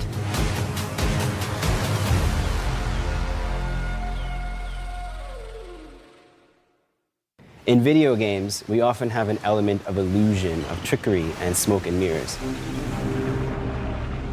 In order to emulate the complexity of water, we must start with research and reference. I couldn't even begin to count how many hours I've spent studying water over the years. To create and simulate, first we must understand how it looks, how it moves, how it feels, and how it is affected by the world around it. It's a good thing I'm the water guy, and water's been a huge part of my entire life. In Skull and Bones, our world is a fictionalized version of the Indian Ocean. It was important to us that it felt as though you were exploring distinct and unique locations. Each region has a different look and feel, such as the East Indies looking more gloomy and desaturated versus the open seas with its bright azure blue waters. We also put a lot of effort into the visuals or the rendering of our water. We've improved the way foam forms, we've improved the wave translucency, the way light shines through the waves, and we've also added some new surprises like bioluminescence that you might find sailing around the world at night. Perhaps the biggest challenge of all is that all of us are expert critics when it comes to water. We have all seen it and felt it in some way, making it incredibly difficult to do perfectly. You may not know precisely why it doesn't look right, just that it doesn't. One of the many challenges with water that other environments don't have is that it is constantly in motion. Where terrain, for example, should be static, water needs to move and support the numerous ways players can interact with it. In video games, we often have an element of illusion, of trickery, and smoke and mirrors. Unlike film, we need to render many frames per second, so we could not possibly do it for real. This is particularly true for water, since we cannot simulate billions of particles, give them gravity, drop them, and see what happens. In a nutshell, this is what a lot of game development is. We look for clever ways we can make complicated real-world elements believable in the simplest way possible. It also needs to not only look realistic, but also be adaptable with our gameplay mechanics and ship physics. Speaking of physics, in Skull and Bones, players will have choice over the size and type of ship they want to sail. The size, shape, and weight of a ship all needed to be taken into account with the water system. For example, smaller ships will have less mass, higher buoyancy, and therefore float higher in the water. This means you will feel all of the waves much more than on a bigger ship, which will have more mass, sit lower in the water, and have increased drag, yet will not be as impacted by the smaller waves. We put dedicated focus on iteration between wave shape, size, and movement to balance with the way the ship physics behave. It was a constant back and forth iterative process to find something that was visually appealing, felt realistic, and was fun to navigate. The driving force of our wave formation is the fast Fourier transform, or FFT algorithm. Utilizing various layers of the FFT at different frequencies is the foundation of our water simulation. Low frequency is the slow, deep swells of the sea, whereas higher frequencies give us the choppy, smaller waves. Of course, I am simplifying this quite a bit, but it is iterating on these FFT layers and the amazing collaborative effort across many teams and disciplines that give us the amazing water we have in Skull and Bones. Skull and Bones represents the culmination of years of innovations and advancements. We are incredibly proud of our authentic, diverse, multiplayer naval experience and the water tech that makes it all possible. I hope you enjoy sailing our water as much as we love creating it.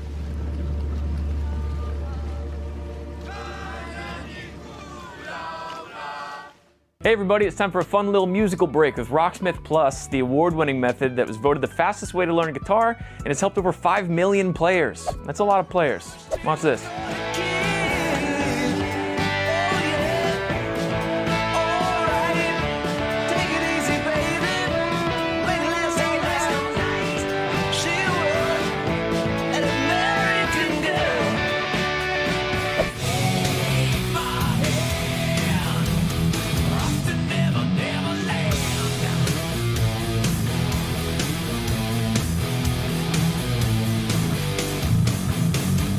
Iconic riffs that have never been easier to learn before, and check this out.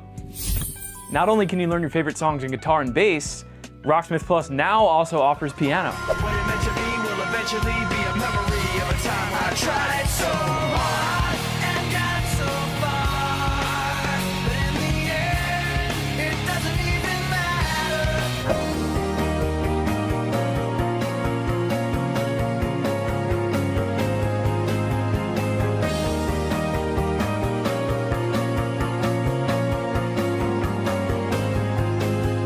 You can learn official recordings of hit songs from your favorite artists like Metallica, Green Day, Paramore, The White Stripes, and many, many more. Better yet, in addition to PC and mobile, Rocksmith Plus is also available on PlayStation. Learn a new instrument, or just make yourself a little proud by improving your skills. Try for free today.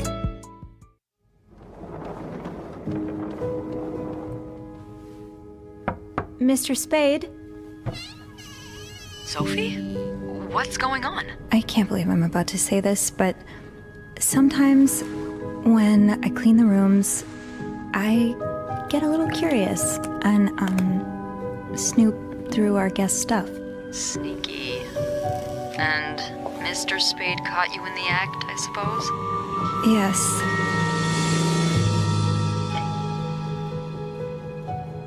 I could keep an eye out and call you if I see our mysterious photographer return. Are you telling me I should snoop around? Well, it's nothing you haven't done before, is it? Curiosity killed the cat. Oh, Andrew, hi. I was spying on our manager? I can't remember the last time work was this interesting. Yeah, that's definitely one way to put it. What the hell? Sophie Roy, I'm Detective Maurice Tremblay. I need you to tell me everything that happened.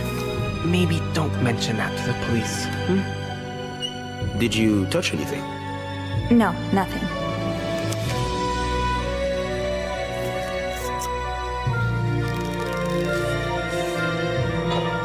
What a week.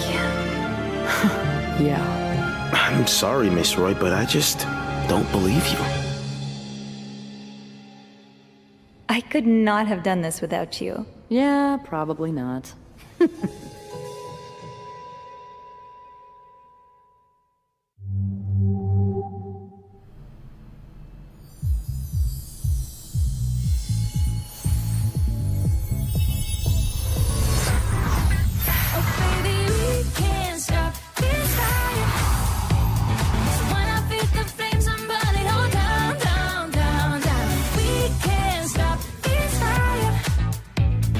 We're like gasoline, we're pouring it down.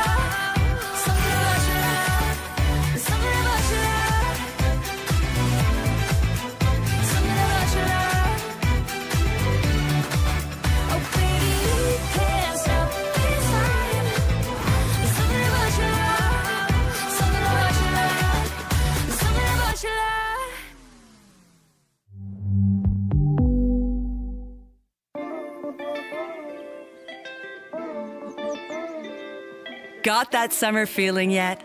Set your alarms for about 20 minutes from now, where we'll kick off with an exclusive look at Star Wars Outlaws and then hear more from Assassin's Creed Shadows and X-Defiant live here in LA. But for now, let's dive back into the pool and cool off with a peek at a classic family board game brought to life with Monopoly, our premier tactical shooter Rainbow Six Siege, and some of the indie games supported by Ubisoft.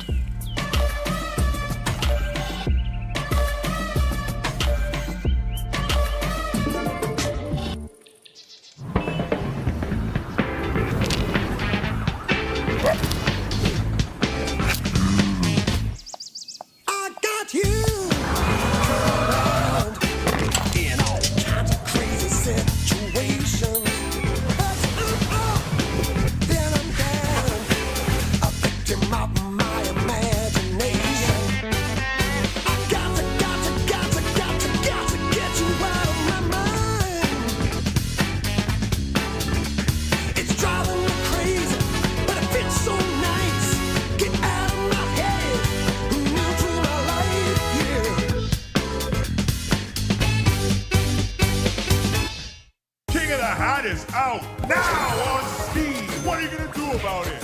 What are you gonna do about it? Nothing? That's what most people do about it. Or are you special?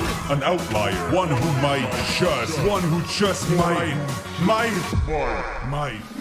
it? Buy the game! Become King of the Hat! Butterfly, smooth control, simple, deep competition, spicy plays, party chaos, local and online. Let's go! Arcade mode! Hey, gold! In one.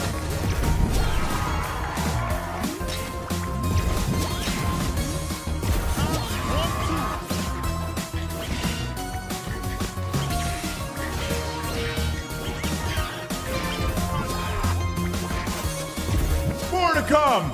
But for now, King of the Hat is out now on Steam! Washing Machine Junior's here!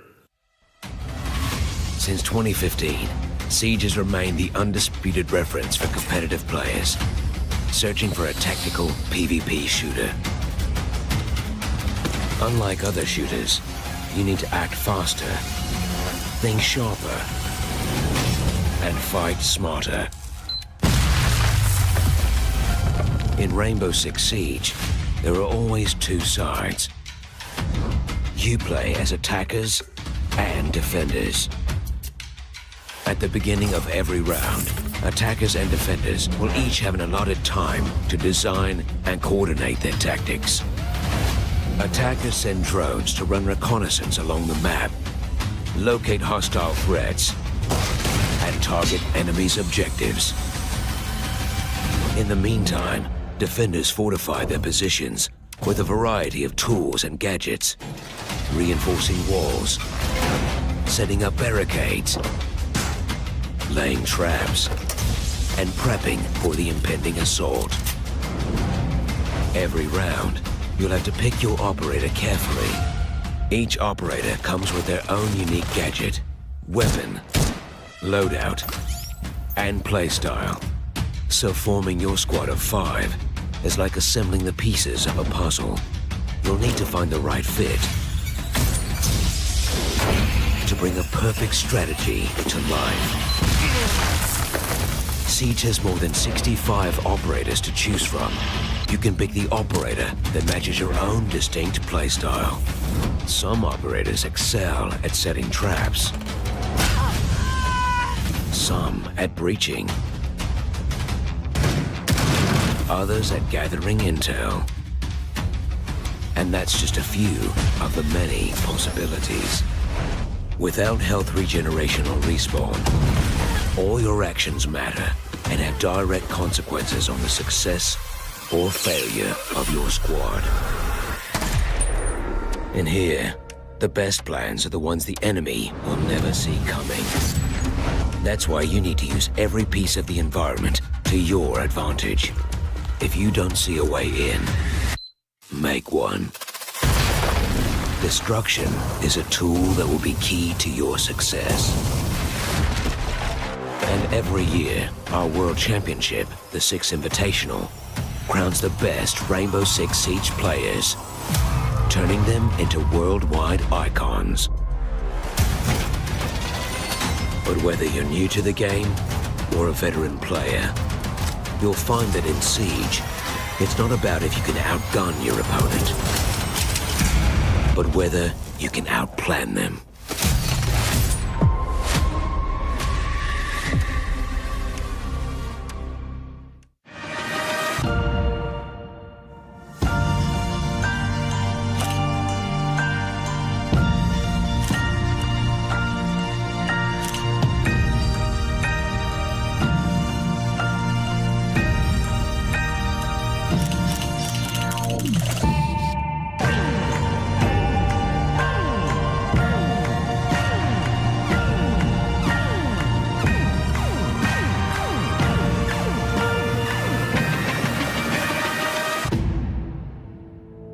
Being at Ubisoft Montreal is very surreal. It feels like a full circle moment.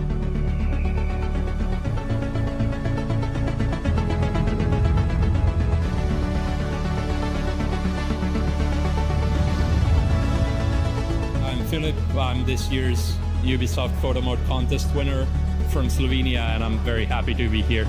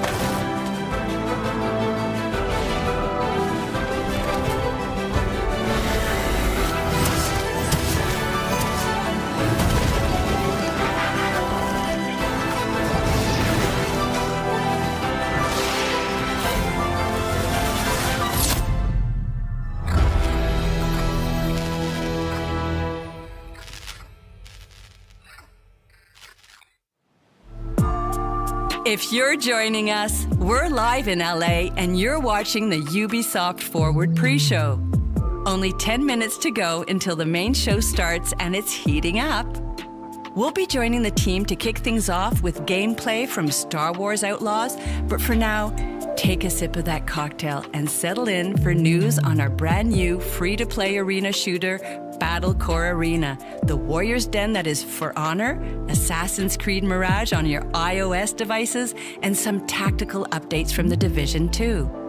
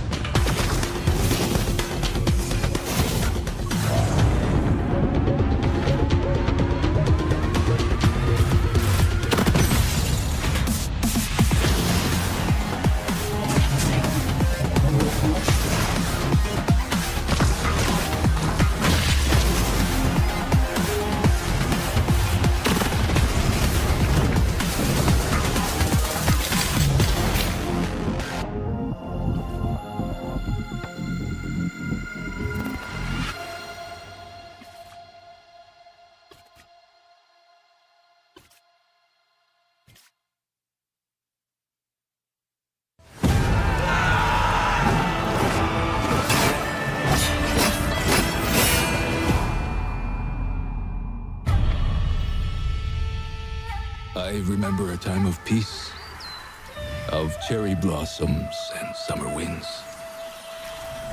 Another life no longer meant for me.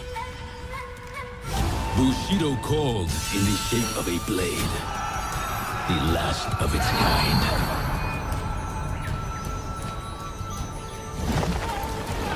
Our enemies are legion. They strike at us by the swarms.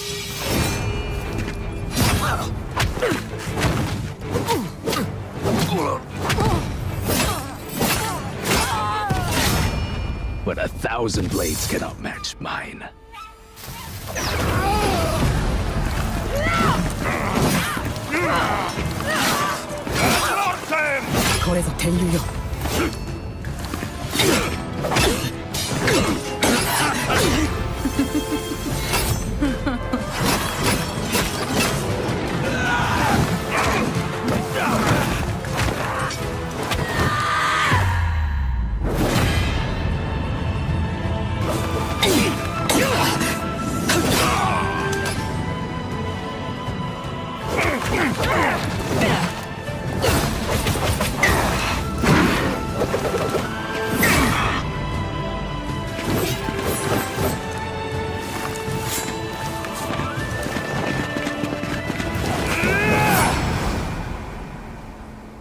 Send your armies.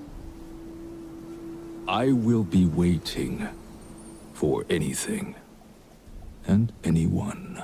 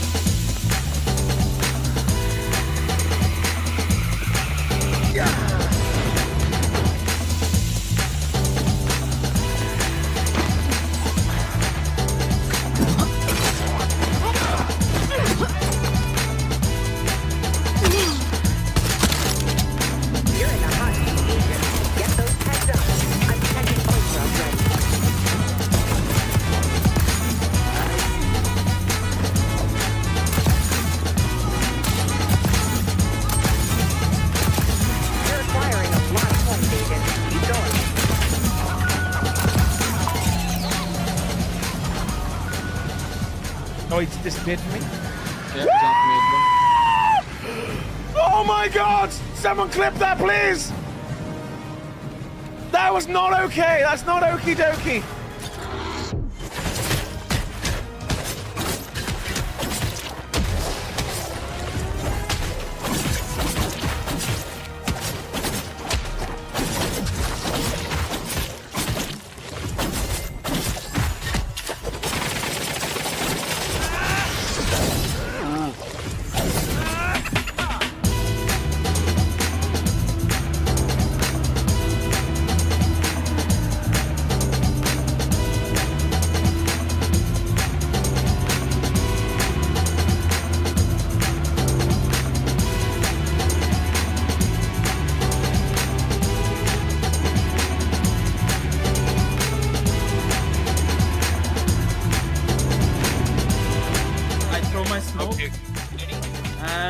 Go, go, go, go, go. Throw shit. Guys, there was a smoke right in front of me. I'm dead. Now I repel. One guy throw. They're diffusing. Throw. Another guy throw. Another guy throw.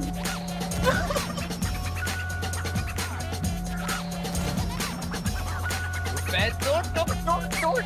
Oh my goodness.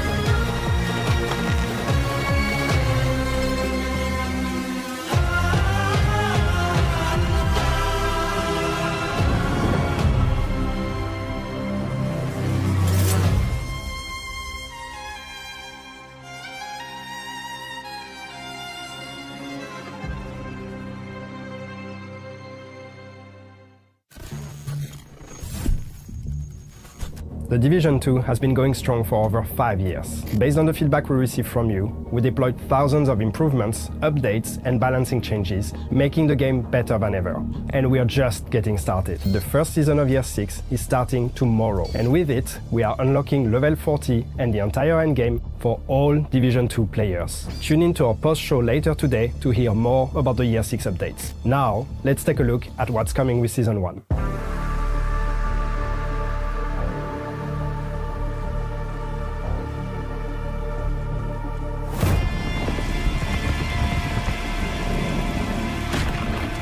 What do you believe, Agent?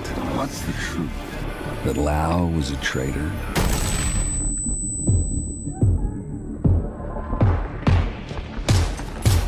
That Kelso has betrayed you? And that I am your enemy? A friend. An ally. You want the truth, Agent? Real no more lies. You might not like these. Come find me.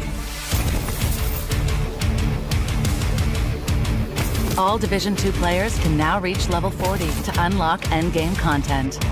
Update includes The Summit, Countdown, Paradise Lost Incursion, Seasonal Manhunt and Events, and earn exclusive weapons and gear.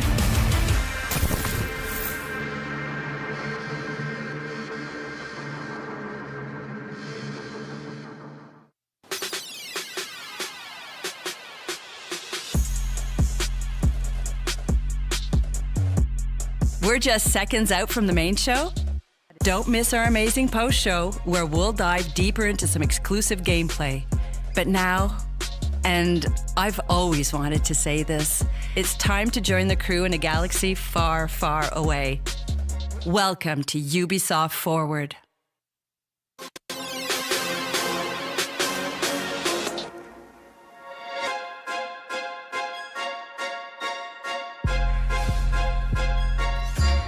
Okay, we're skipping that part.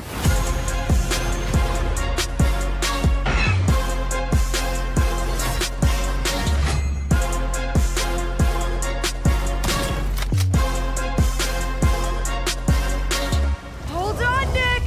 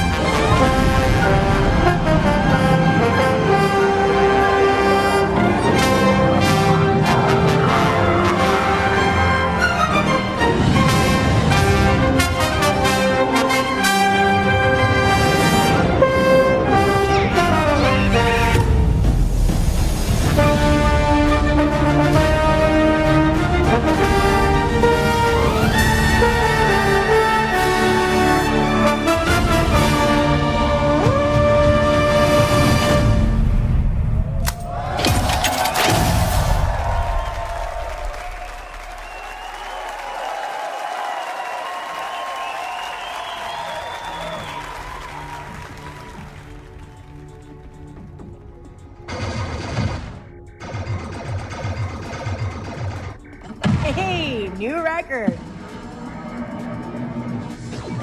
At the top, where it should be. Let's go, Nix. Hello everyone, I'm Matthias Carson, Game Director at Massive Entertainment. Today, we'll show you a different type of adventure, and as we journey across multiple systems, we will come across many opportunities for a scoundrel. In Star Wars Outlaws, one of your motivations for exploration is to find elusive experts scattered across the galaxy. These experts will help Kay pick up new skills to survive in the underworld.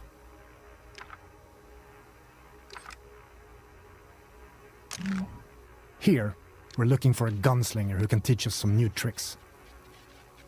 Our intel points to the Mos Eisley Cantina on Tatooine. So let's head back to our ship.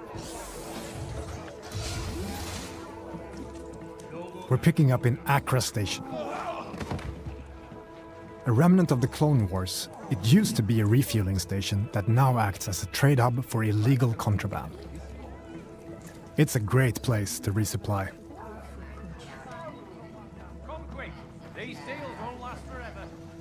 Merchants are often affiliated with a syndicate and might offer you a special deal if you're in good standing with them. Can I help you? This kind of business attracts all kinds of shipjackers, contract brokers, and corrupt officials. Need your name cleared from the wanted list.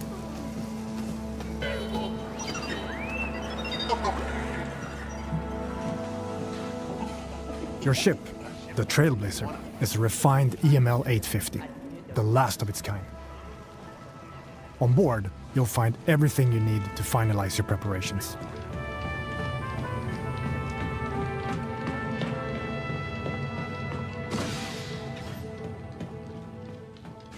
Hey, Andy. Hi, Kay.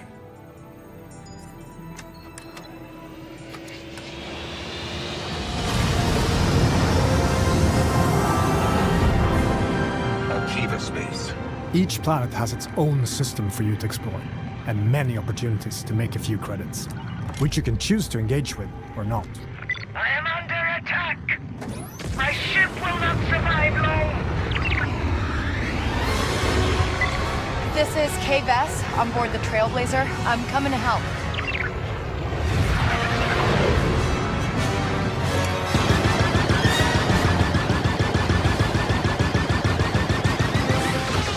Turret activated, Kay.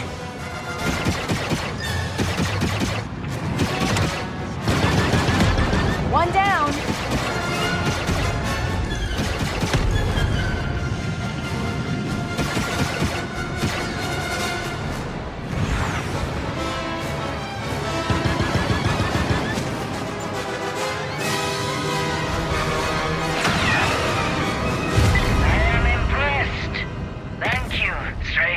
Happy to help. And you can tell Gorak he owes Kay Vess a ship. In space, your actions also have consequences and can impact your reputation with syndicates. This optional dogfight allowed us to improve our reputation with the Pikes while making a few credits. Spooling up the hyperdrive. Now let's continue our journey and head to Tatooine.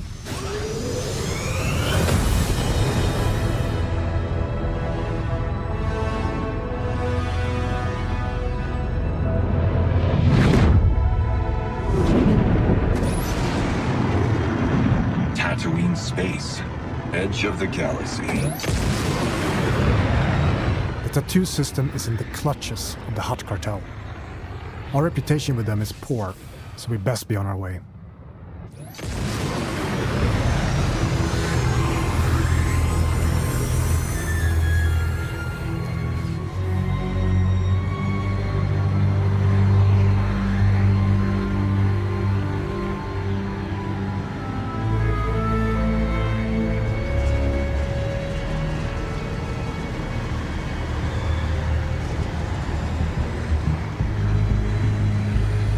Welcome to legendary Mos Eisley, the infamous hive of scum and villainy. We could head straight to our destination, or explore what the city has to offer. Recreating this iconic city is a dream come true for our team, allowing us to show parts of Mos Eisley you've never seen before. Room for one more? There are many opportunities for a scoundrel, including working your way in with the Hutt cartel. Most of Tatooine's economy is under their control, even though the increased Imperial presence has been hurting their business. But first, we need to pick up the trail of our expert gunslinger. The best place to start is the cantina. By asking around, we learn of a pirate who is deadly with the blaster and who used to work for the Hutt cartel. Our intel leads to one of their storehouses, located in the southern hills. Traveling to your destination can be an adventure in itself. As you move across scorching dunes and dusty valleys, you'll quickly realize that this lawless desert planet still holds many mysteries.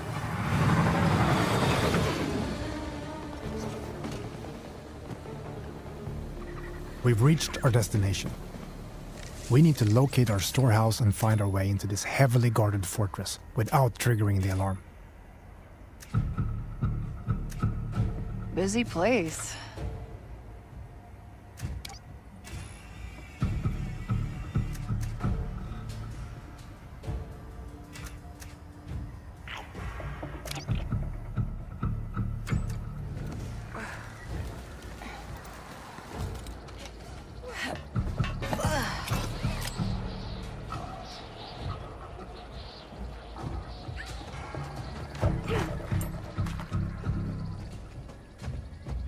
All right.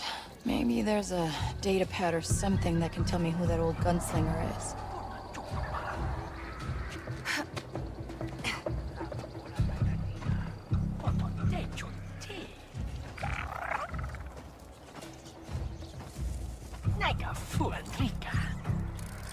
Nix, attack.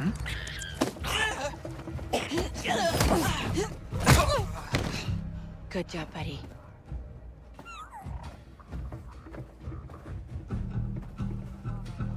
Nix, do you sense anyone close?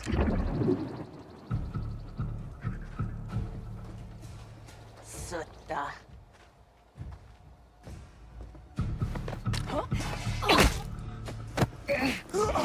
Aguatisti! Easy.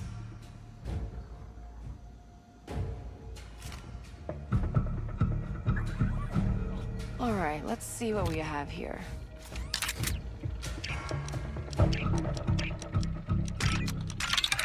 Yes, I got it. Wait, Quint? That sheriff from Wayfar used to work for the Hutts?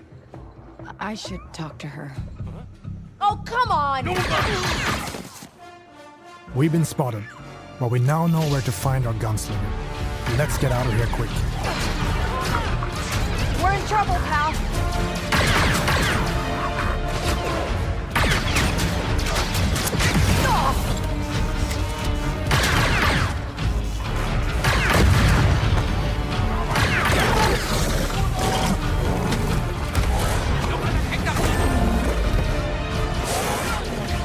We need a quick exit.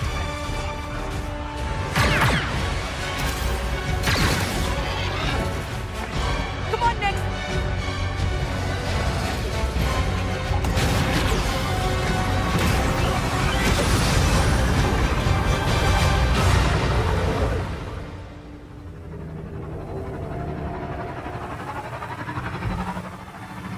Here we are.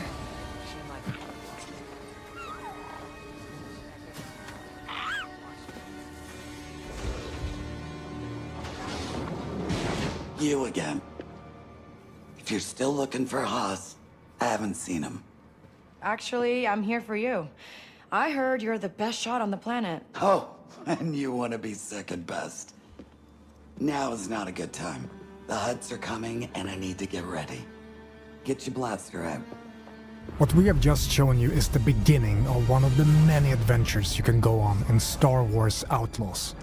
Whether you want to learn new blaster skills, upgrade your speeder,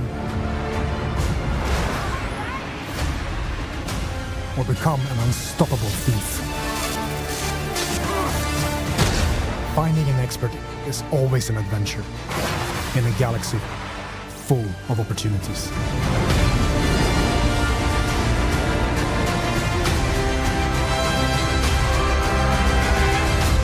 We should get moving.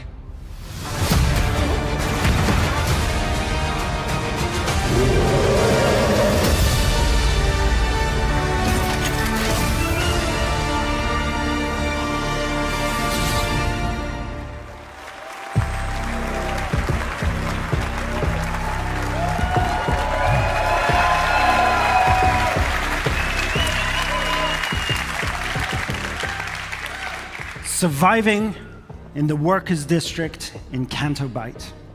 Seeing the rich get richer while pulling off small cons with your buddy Nix is all you've ever known.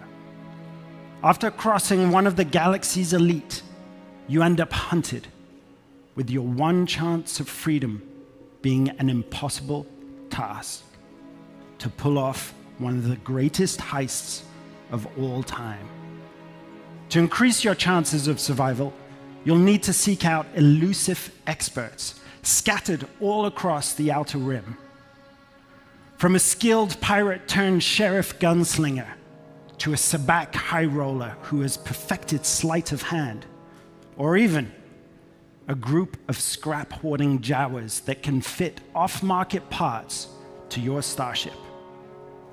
Follow rumors whispered between locals or a tip-off from a cantina bartender that will lead you to their location before embarking on shady and often dangerous jobs to grow from a street thief into a fearless outlaw. But as a wanted scoundrel, it's in your best interest only to stick around long enough to get what you need before jumping to a brand new location. Syndicates and their leaders such as Lady Kira and Jabba the Hutt have their hand in every part of the galaxy, from the darkest corner of Acra Station to the lawless sands of Tatooine. Build your reputation with them to earn lucrative rewards, or gamble everything, risk facing their wrath, and double-cross them to land yourself a big score. On behalf of Massive Entertainment, along with our co-development studios all across Ubisoft, and of course, Lucasfilm Games, it's my privilege to share another look at this childhood dream come true that we've crafted with passion and wonder. We hope you love it too. If you're willing to take the risk, the galaxy is full of opportunity.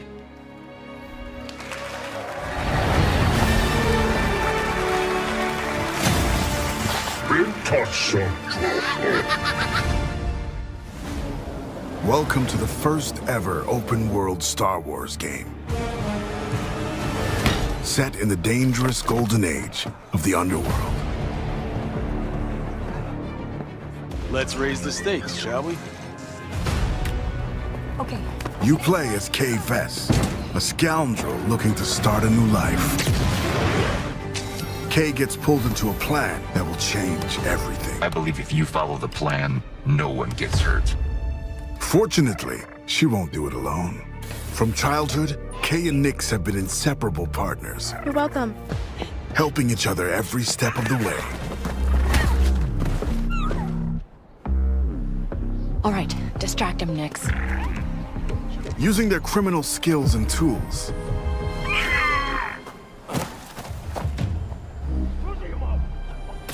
Kay and Nix will have to constantly adapt to every scenario. Nix, you want to drop that for me?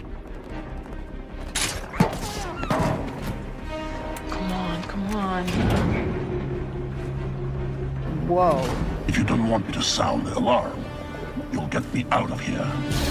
As your versatility grows, gain access to new skills and more lucrative contracts. There she is! A friend needs a little something stolen. And in this world, your actions have consequences. I can't let you walk out of here. I'm gonna finish it. Shame. And reputation is everything. Where is he? The bigger the risk, the bigger the reward, and more attention you'll receive from some of the most notorious syndicates of the galaxy. And how did you think it was going to end? Tell the governor the payments will not increase. It's up to you where your loyalties lie. Hey, Nick! Being wanted by the Empire brings a new set of challenges. This is getting bad. Hold tight! So as your exploits grow, beware of who you cross. Hang on! Scattered across the stars are unique locations, rich biomes, environments, and adventures to discover. Traverse the lush jungle world of Akiva, the ancient city of Kijimi, the dangerous savannah moon of Tashara, or roam the lawless planet of Tatooine. When it's time to move, pilot K's Trailblazer to transition from planet to planet. MD, fire up the hyperdrive. Ready to jump. Once you land, you can explore all these worlds on K's S-57 Cardinal speeder.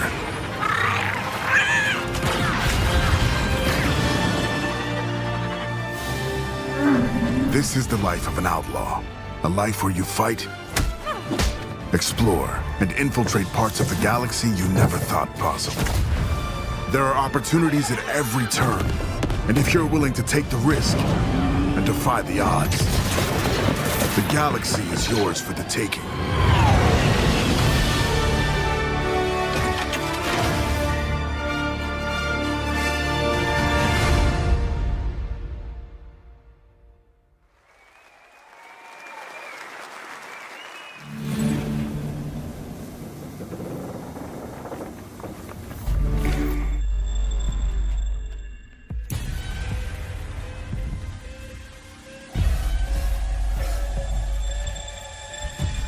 Watch me detonate.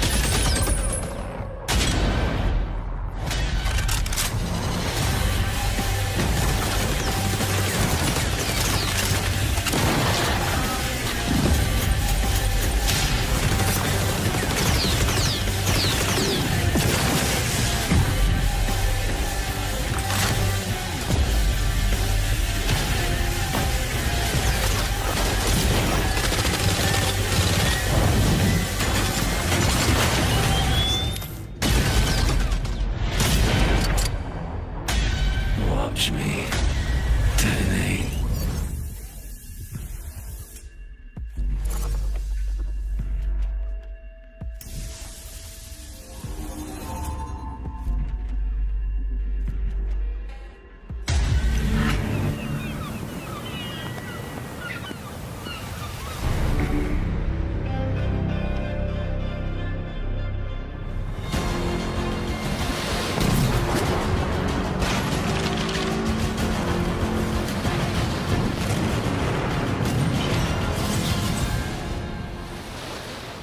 Hello everyone.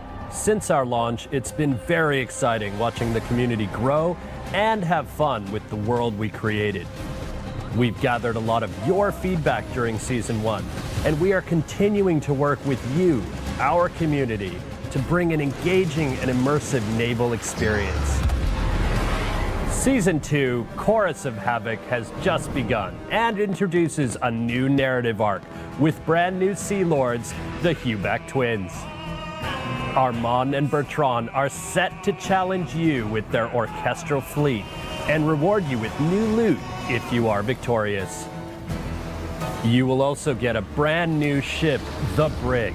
It's fast, maneuverable, and perfect as a warship or smuggling vessel. This season will have you face off against a vicious and hungry new sea monster, the Megalodon, Lestari. Special time-limited events, the Summer Fiesta and Dragon's Regatta boat races will have you competing for additional rewards to customize your ships and arsenal. We've also added community-requested features, including fleet management, allowing you to assign your ships to a POI, secure your profits, expand your empire, and deliver precious pieces of aid. New solo and PvE game modes have been added, giving you more ways to acquire manufactories and defend them from rivals looking to cripple your empire. Ship upgrades will elevate your favorite ships to powerful new levels, offering further diversity in your playstyle. This summer, the fresh gameplay experiences will continue with our upcoming Season 3, Into the Dragon's Wake. You will meet the mysterious Li Tianning, a renegade of the naval faction, the Dragon's Claw. This new Sea Lord will create a big impact on the open seas and brings new activities, stories, and rewards. You will also face off against a brand new legendary sea monster like never before, a flying dragon, resurfaced after eons of slumber. A new 5v5 PvP mode will offer new ways to play, progress, and obtain rewards. This mode will be a key feature of Season 3, and you can also try it separately as part of our free trial. Finally, thank you to all our players. We will keep working hard to bring you original, amazing experiences as we continue to go on this journey with you.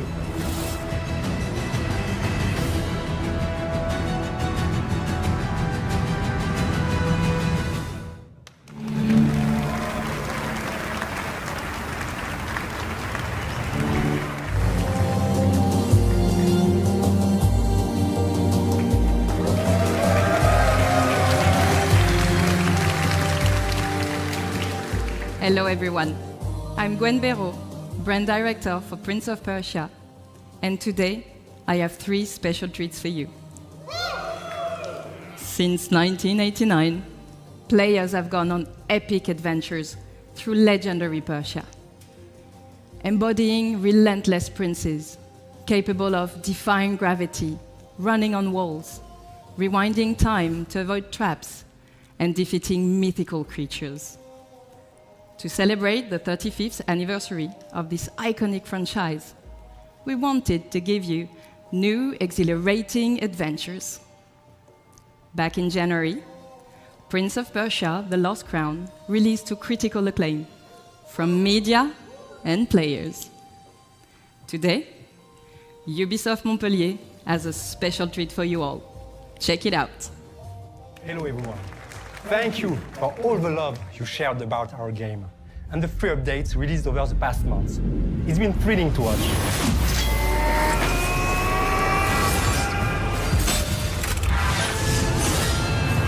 Wow, but the f***ing Lord.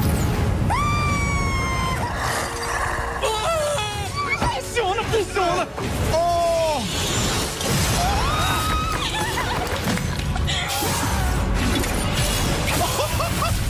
And now, have a look at our first title update, available for free, called Divine Trials. And next, a glimpse of Story DLC.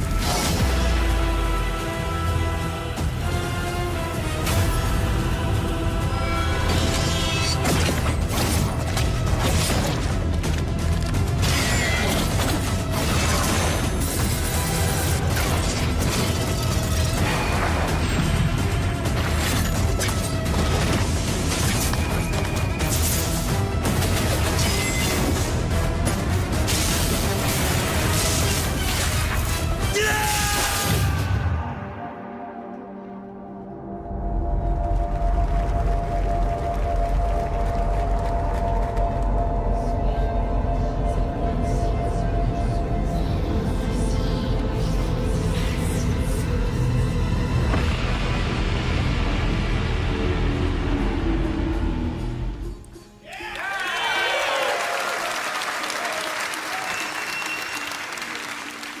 But we are not stopping there.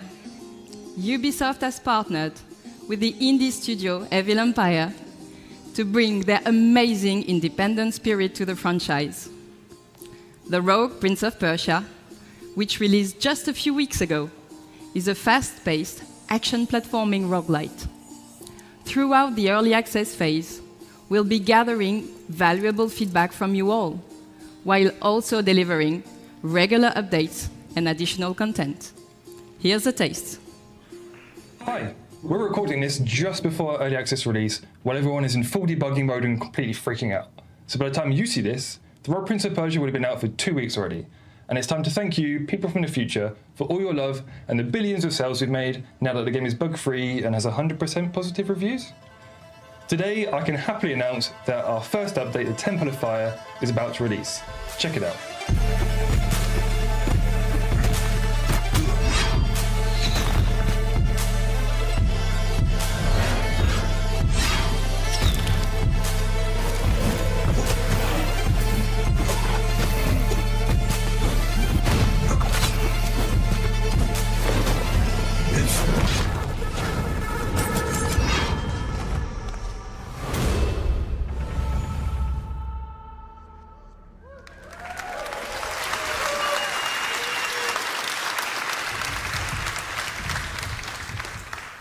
Finally, I will leave you with a glimpse of what we are calling our love letter to one of the most beloved games in the entire series. One that I'm sure you'll agree is truly timeless. Thank you.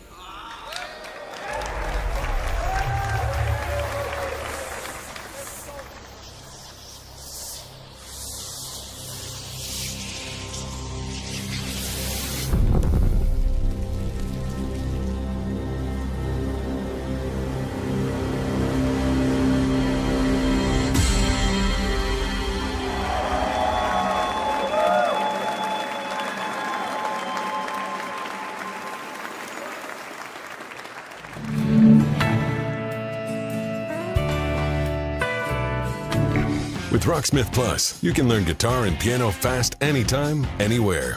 From your PC, mobile, and now PlayStation. Discover thousands of hit songs from artists like Metallica, Tom Petty, Coldplay, and Linkin Park, with new songs added each month. Enjoy practice tools to hone your skills, like adaptive difficulty and tab or sheet music view. Whether you're a beginner or expert, anyone can learn with Rocksmith Plus. Plus, get real-time feedback with personalized AI recommendations to grow your skills each day. And best of all, new users can download Rocksmith Plus free with access to a limited number of songs, lessons, and features. Try for free today.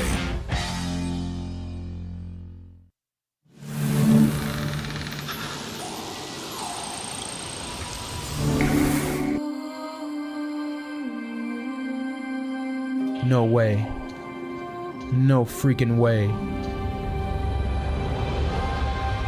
Oh my gosh. Oh, this looks so nice. Probably going to be saying that a lot. I got goosebumps. Nice and easy. We're going to be best pals. Whoa! Yes! Yo, let's go! Nice.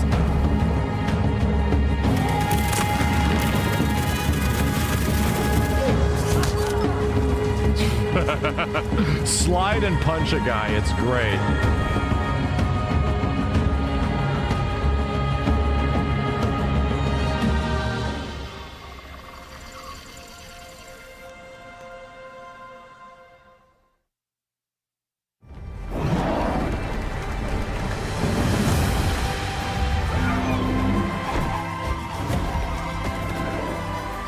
The battle has been won. It is time to heal, rejoice, and celebrate. Welcome to the great games.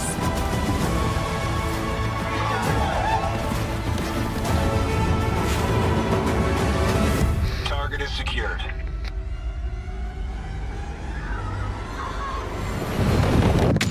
Get down! They tried to break us. but we'll rise stronger.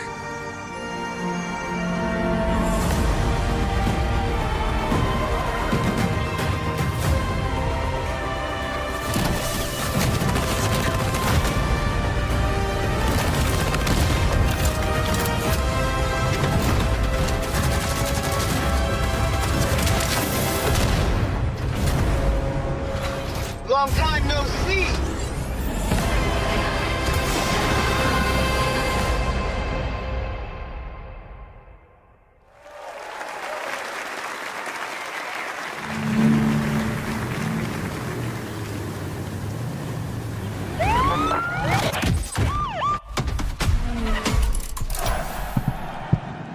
Hi everyone. What a first year we had with the Crew Motorfest.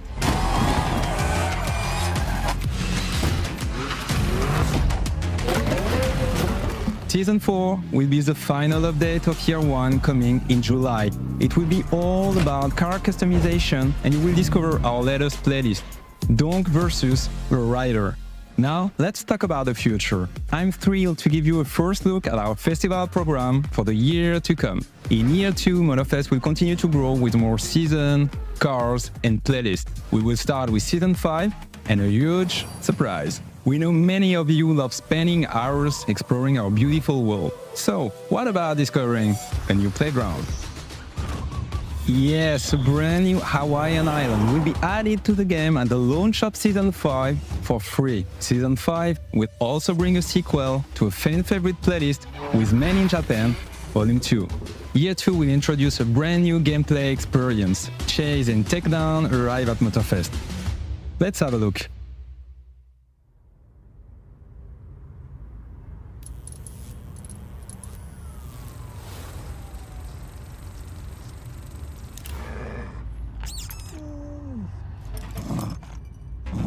We're driven by the chase. Always on the lookout. And once our target is in sight, it's on.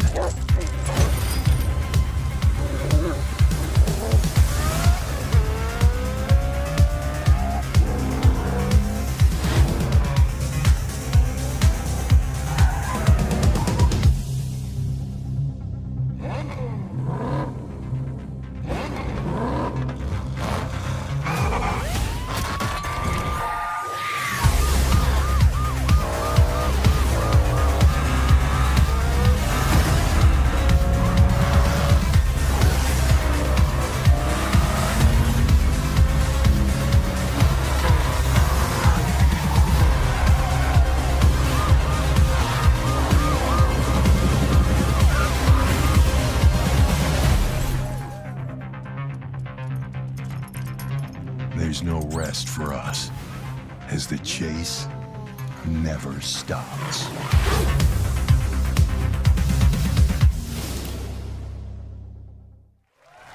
The Chase Squad will be joining Motorfest in November as premium PvE content. To find out more, tune in to our next The Crew Showcase in September. Thank you for watching and see you there.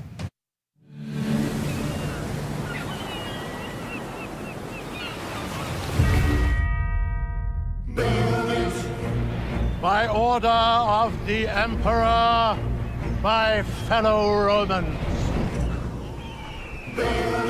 I bring forth tidings of hope across our glorious lands.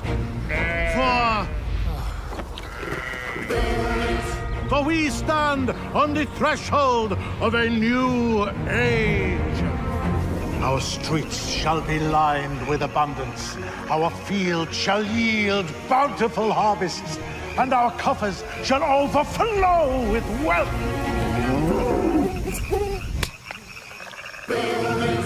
An era of prosperity dawns upon us, heralded by the arrival of a new governor. You can take it from here.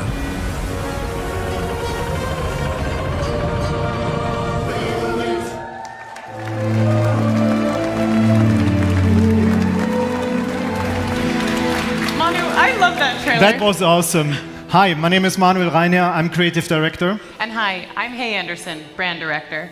And it's with great pleasure and enthusiasm that we, on behalf of the Ubisoft Mind Studio, stand before you to give you a glimpse into the extraordinary new chapter that is Anno 117 Pax Romana, a fan favorite setting that's been highly awaited. Now, we'll be releasing in 2025 on both PC and console. But today, we embark on an unparalleled journey.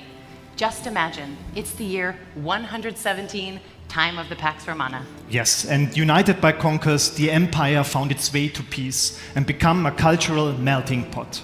Anno 117 Pax Romana will deliver a Roman gaming experience unlike anything you have ever played. And for the first time in Anno, you will be able to choose your starting province. Either the mysterious Celtic wetlands of Albion, where no civilized Roman wants to be, or the traditional Roman heartlands, Latium, close to the hungry heart of Empire. Manu, I'm so excited for this game. Same for me. And there are so many more exciting features and details that we'll reveal in time.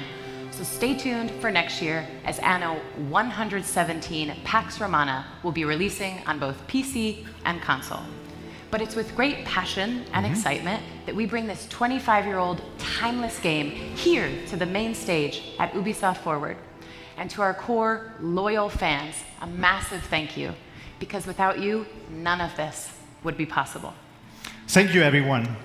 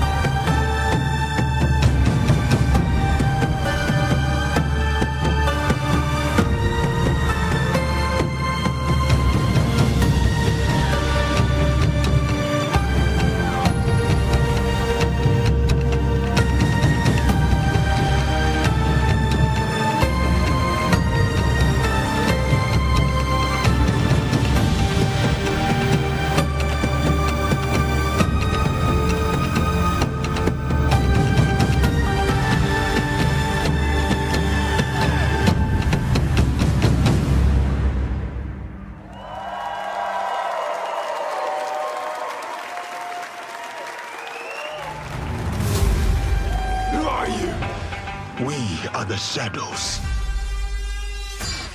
That serve the light. The ocean's filled with new ships, but they all come from the same river. Greed. Power. Vengeance. We must learn to trust. And follow the blade. Together.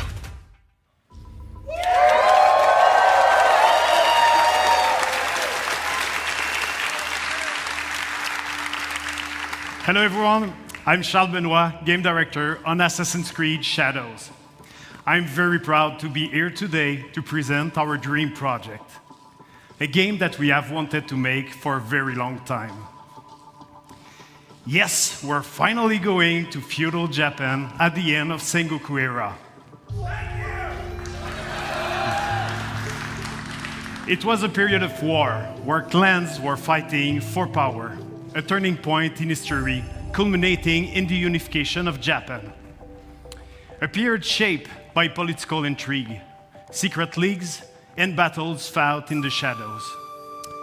And a time where the greatest warrior became heroes and inspired the most amazing and well-known epic fantasies, the samurai and the shinobi.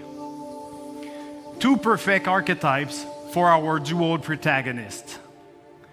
You'll embody the deadliest trained assassin in history, the shinobi, with Naue, a young woman from the mountains of Iga province, who was forced by war to learn the arts of deception. You'll also experience Japan through the eyes of Yasuke, an historical character whose legend is surrounded by mysteries.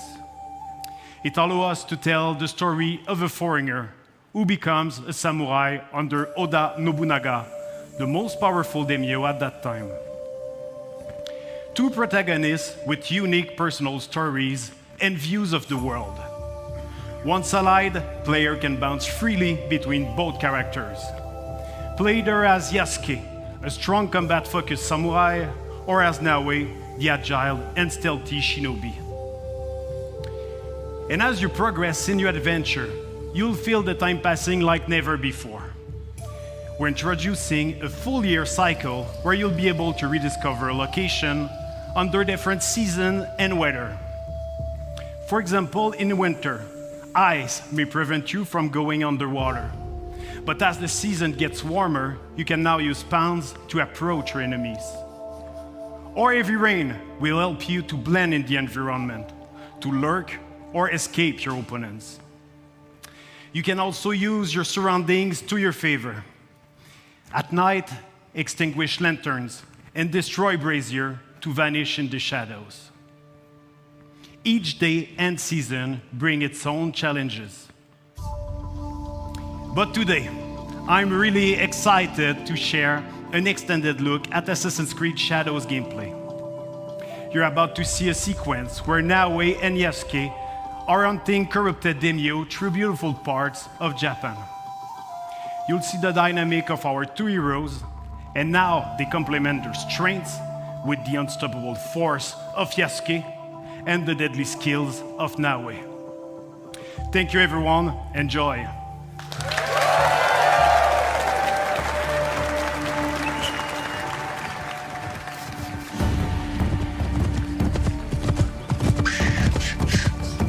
Peace and war, benevolence and cruelty. I tread my own path in this divided land.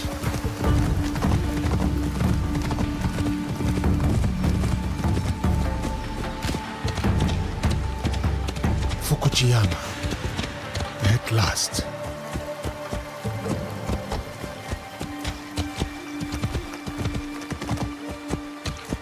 The fields are busy. A big harvest requires many hands.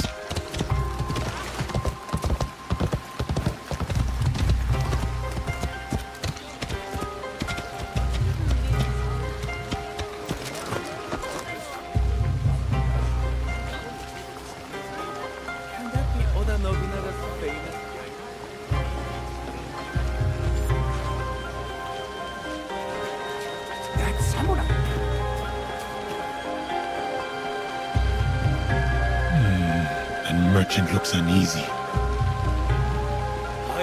tolerate this disrespect. No, please.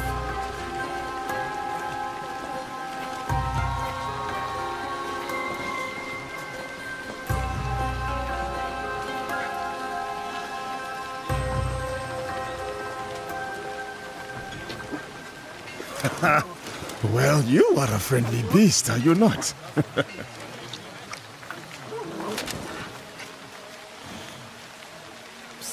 Samurai sir, this way, I beg you. Hurry, sir. Please. Right behind you, little one. Oh, Baba, I brought someone. Ikimaru, I wonder where you went.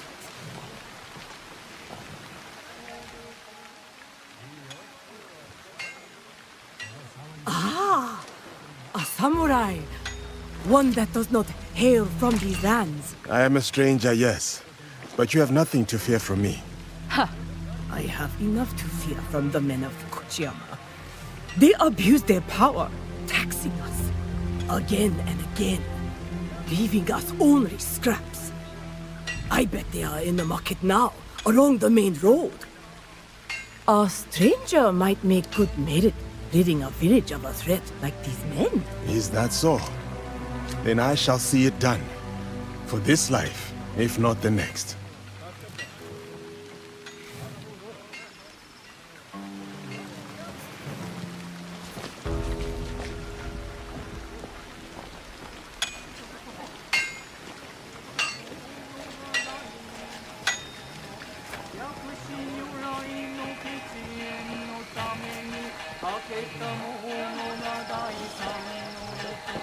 You miserable wretch! More division among the people here. More corruption.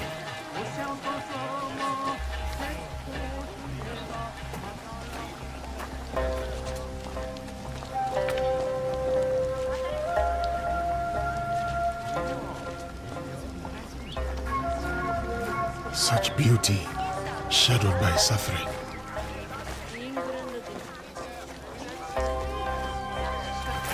What is happening here? This isn't your fight, samurai.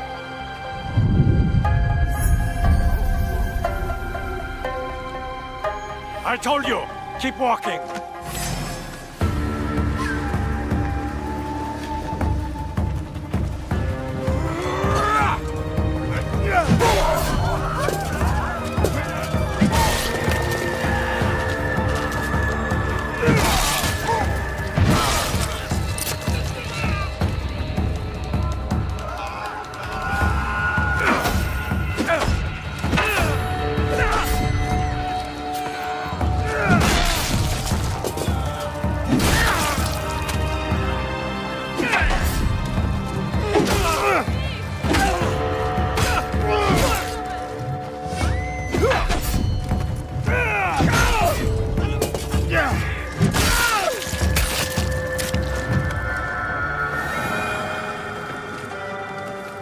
Make your peace!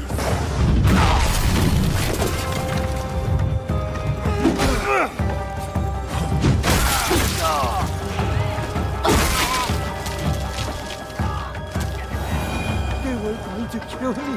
Thank you. There's another. Up the road toward the castle. A corrupt samurai named Fujioka. Protector turned persecutor. Greed cannot rule this village. Not while I have breath in my lungs and a blade in my hand. I said kill him!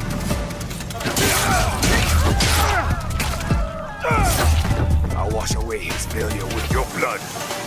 You will have to spill it first.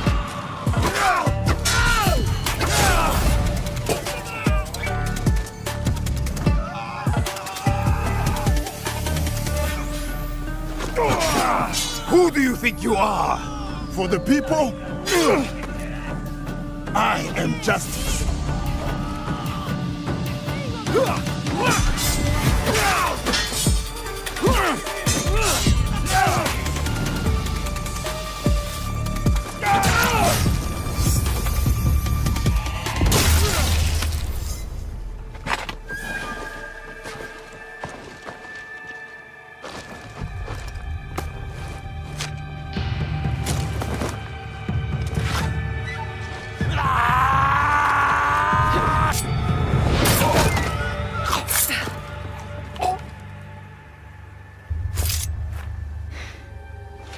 I was going to handle that.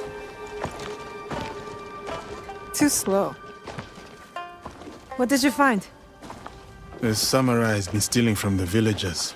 He has been starving the people here for some time. So now we know who he worked for. The daimyo in Fukuyama Castle. We should go. Not before we send our allies to look for him. He'll be difficult to find.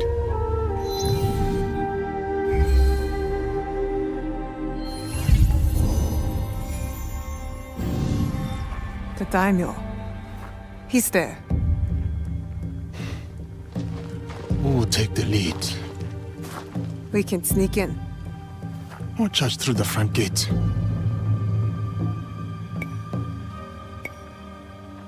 It's almost dark. No one will see me coming. They will not stand a chance. But be careful in there. Don't worry. I won't be alone. It'll be me and the shadows. In the shadows. To serve the light. I'll go straight for the daimyo. When fighting a snake, why wrestle the body when you can slice off the head?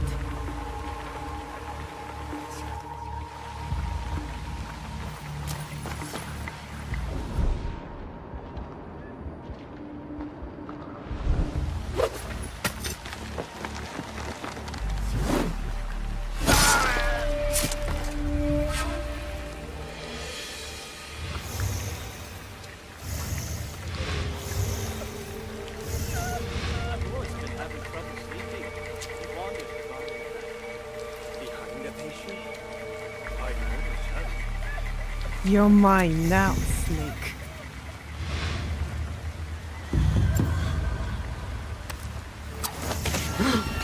Who did that?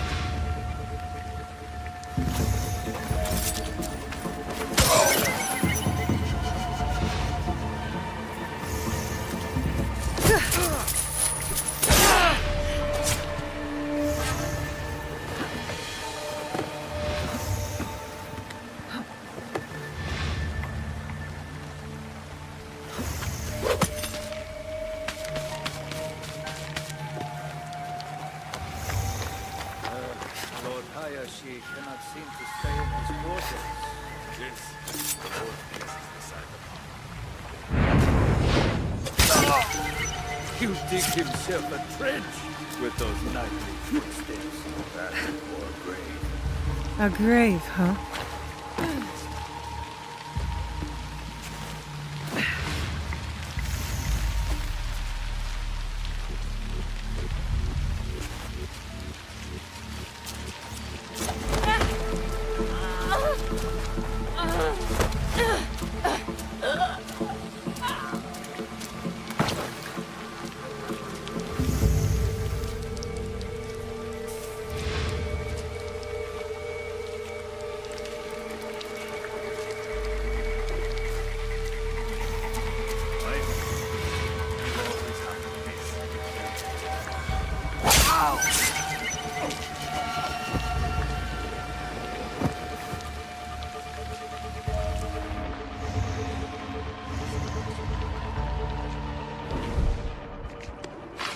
He's coming. I need to hide.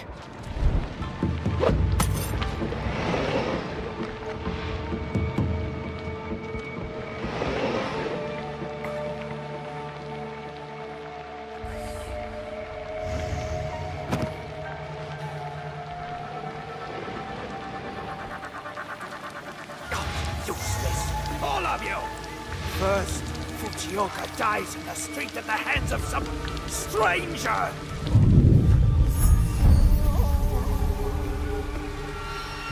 And then you serve me scalding tea? Besides ruining its delicate flavor, I nearly lose my tongue for business! Fujioka must have been the samurai Yasuke took out. Good riddance. Your tongue! A daimyo like that deserves a slower death than the one I'm about to give him.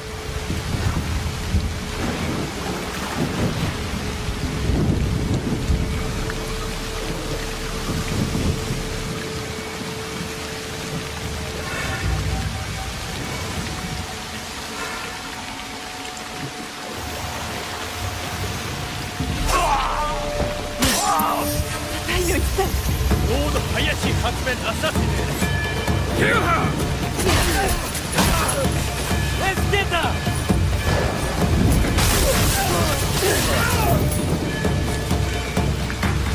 Do not let that shinobi escape! I've shed all the blood I need. Time to go. Stop her! Hurry up and kill her!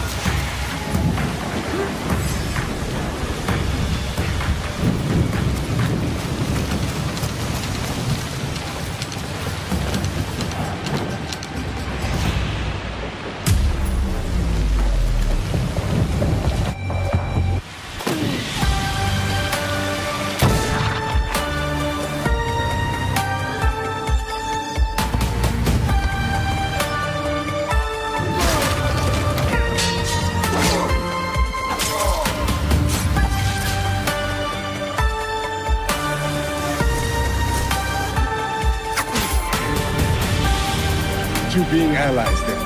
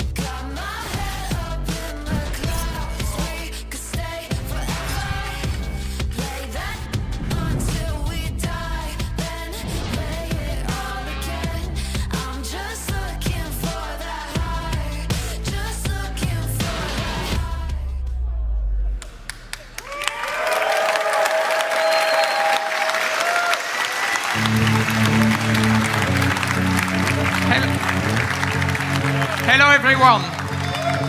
It's a pleasure for all of us to be here to celebrate our shared passion for games. I wanted to say thank you to all Ubisoft teams around the world.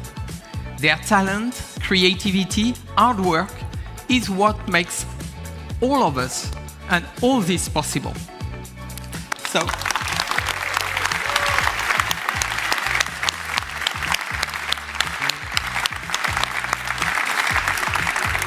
to all our players, thank you. Your passion is our driving force, and we can't wait for you to get your hands on the amazing games you have seen today.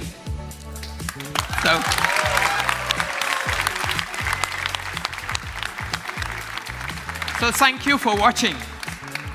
Thank you. Thank you to all of you.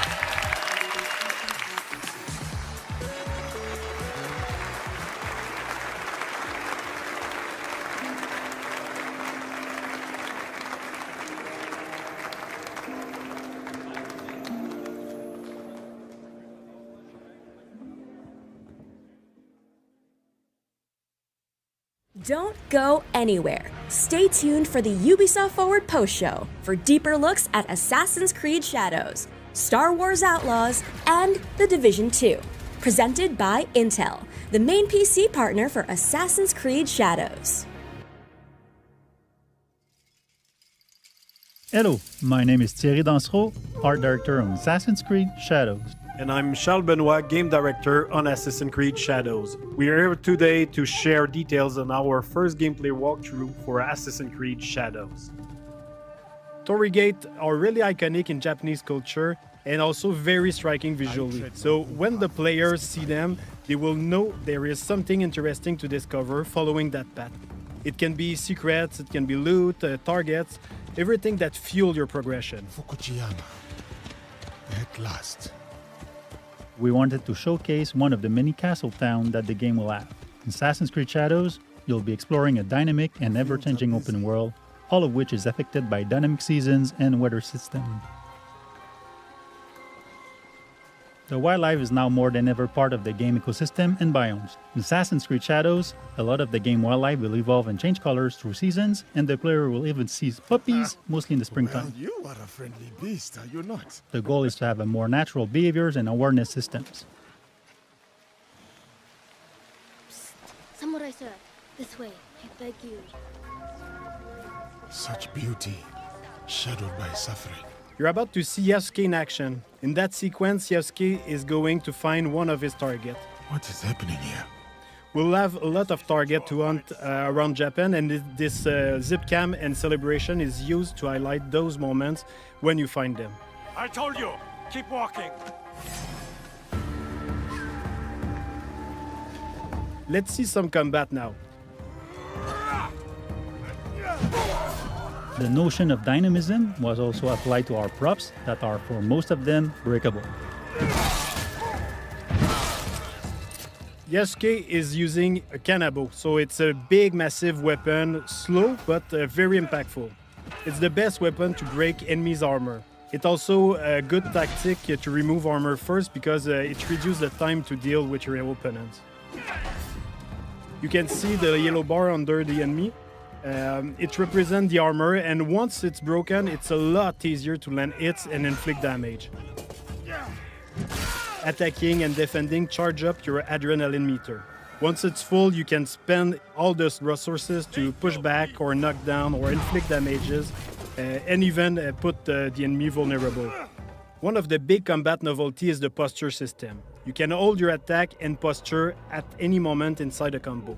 Those attacks inflict massive damage and can also branch into execution. But of course, if you use those attacks, you expose yourself. So the key is to really master the timing and learning enemy behavior. In the end, your competency can give you an edge over your stats. Persecutor. Greed cannot rule this village. The players always have two weapons at the same time, so they can freely switch between both of them. You can see here Yasuke has the classic katana, and he's using one of his unique moves, the sheeted attack. Now you can concentrate on the target. You can see the katana is a lot faster and versatile. Looking at the target, you see he's a lot more reactive and defensive. If you're taking the posture like right now, he's also using one of his posture against you. So it creates really this dance between the two fighters. The enemy reactivity really pushed the player to use all his tools. So the parry, you need to react, you need to read the enemy to find the best opening and land the posture attacks when it's best.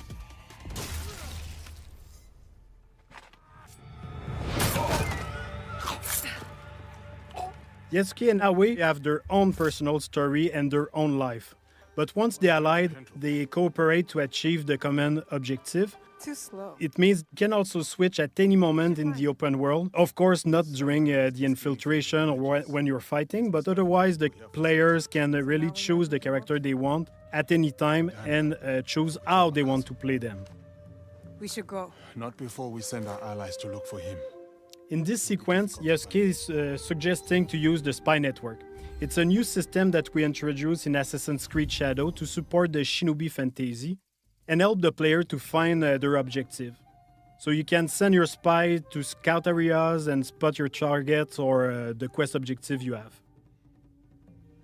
Sometimes we have both characters in the cutscene where you can pick the one who answer or ask questions. At the end, you can also pick the character you want to continue with. You can choose between Naoe being more stealth-oriented or Yasuke being a bit more focused on fight. But be careful in there. Don't worry, I won't be alone. It'll be me and the shadows.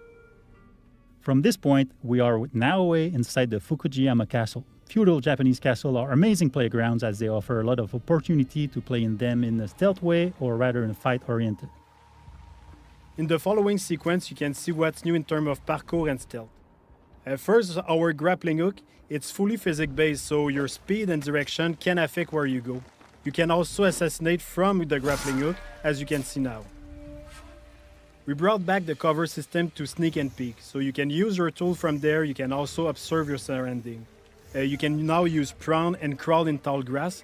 So you can hide, you can go under small openings, so it's really useful to sneak around. You're mine now, Snake. But one of the big novelties is the dynamic perception of the enemies. They are affected by light and shadow. So here you can see Naoe can break the light and able to vanish and reduce the detection time, so it's a lot easier to quickly move undetected. The weapons of Naoe are great for combat, but also for stealth. Each weapon has a specific type of assassination. Like here with the Kusarigama, you can also assassinate your enemy, but at range.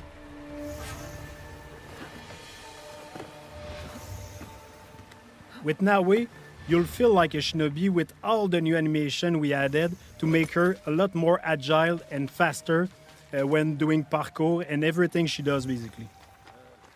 Naoe is an agile, self-focused shinobi who will use noise, light and shadows to evade detection as enemies respond to their changing surroundings.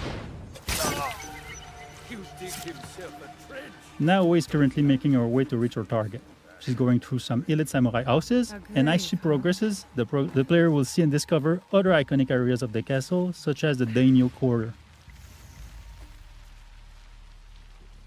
The grappling hook can be also used to grab enemy, which is very useful to move them quickly and dispose of them in the better spot.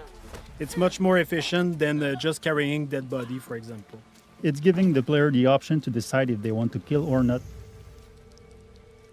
We have a couple of abilities, we have gear, we have weapons that can bring down enemies until they are wake up by other people. Like you saw with the Kusarigama, the katana also have special assassination. You can stab people through shoji door and stay mostly silent. So depending on the weapon you have equipped, you have a different assassination opportunity.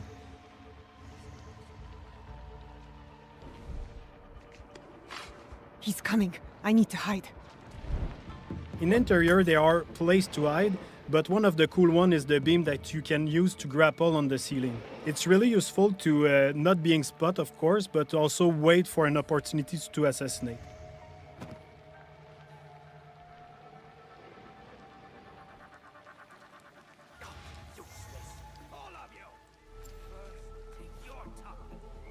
Here we saw a sudden weather state change that triggered a thunderstorm. The noise and the rain and the wind cover your footstep and also your action. The demo is in spring, but in winter the old pan will be frozen, so you can't use the same tactic. You will have to use prawn in deep snow or use the kunai to deal with the target at distance. Another cool shinobi trick you can see is Naoe using the breathing stick.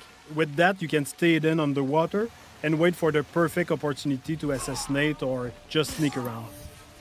If you're detected, you can choose to escape to return to your stealth loop or go straight in combat. Naoe is choosing combat with the Kusarigama, a versatile weapon that can use the cycle in one hand and the weighted chain in the other, allowing some range and melee fight depending on your attacks. In this case, the player decided to escape after many guards joined the fight. Even if Naoe can be very deadly, she doesn't have a strong armor like Yasuke, so it's a lot more risky when you fight multiple enemies at the same time. Anyway, in this case, she already achieved her objective. She killed the daimyo, so all is fine. We just saw the infiltration at night with Naoe. You can also imagine the other option of taking Yasuke and breaking through the front door. Day, night, weather, even season can affect the challenges on your path. Thanks for watching. We hope that you've enjoyed this presentation. Assassin's Creed Shadows will be launching on November 15. We can't wait for you to play it.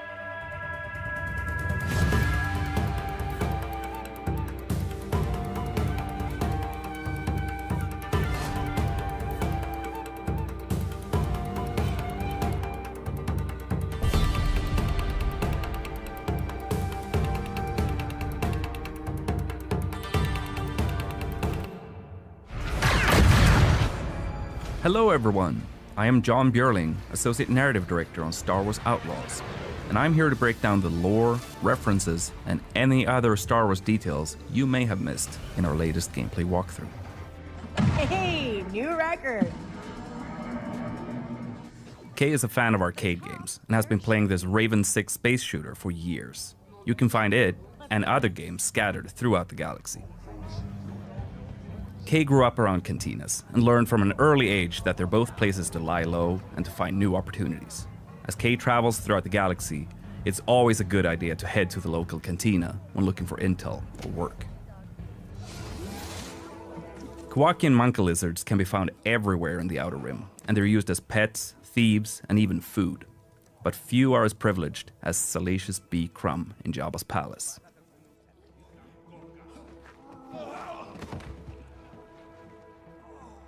Many merchants will use protocol droids to handle customers from every corner of the galaxy who don't speak Basic or Huttese. Kay can bypass the droids since she's fluent in Huttese, and she can use this to talk her way out of, or directly into, some tense situations. The Trailblazer is an EML 850 light freighter from the Clone Wars. Its reinforced hull was built to ensure safe transport into any kind of environment. But the high material costs ruined its chances for mass production. The ship is a rare prototype from a bygone era that had a life of its own before ending up in Kay's hands. Hey, Andy. Hi, Kay.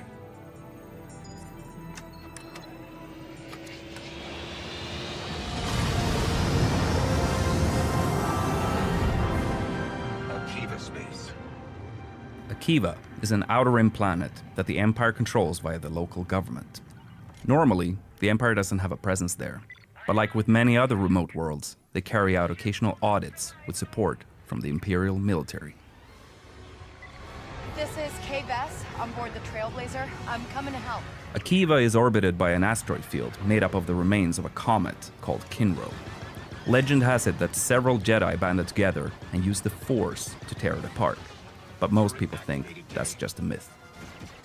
Traveling in the Outer Rim is dangerous, and spacers, smugglers, and syndicate freighters are all at risk of being attacked by pirates. Most pirates are part of local gangs that operate in a specific sector, and they usually only care if a mark looks valuable or not. Pirate ships, like the Scourge and Junkross, are cheap and expendable.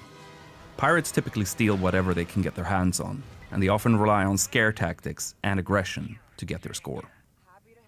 The Pike Syndicate has shipping lanes across the Outer Rim, making their freighters hot targets for pirates and rival syndicates. Due to Kay helping defend this ship, she has improved her reputation with the Pikes and their underboss, Gorak. Spooling up the hyperdrive. Growing up in the workers' district of Cantobite, Kay always dreamed of being able to get off-world and travel the galaxy. After taking the Trailblazer and honing her piloting skills, she's finally able to jump across the galaxy in search of the freedom she's always wanted for her and Nix. Kay is entering the legendary Mos Eisley on Tatooine, but this planet is large with more than one settlement for you to discover. It's been a privilege to recreate iconic locations such as Chalmun's Cantina, while also expanding on the world with locations that are completely new. Room for one more? Here we see Kay about to engage in a game of Kessel Sabak, which is her favorite card game in the galaxy.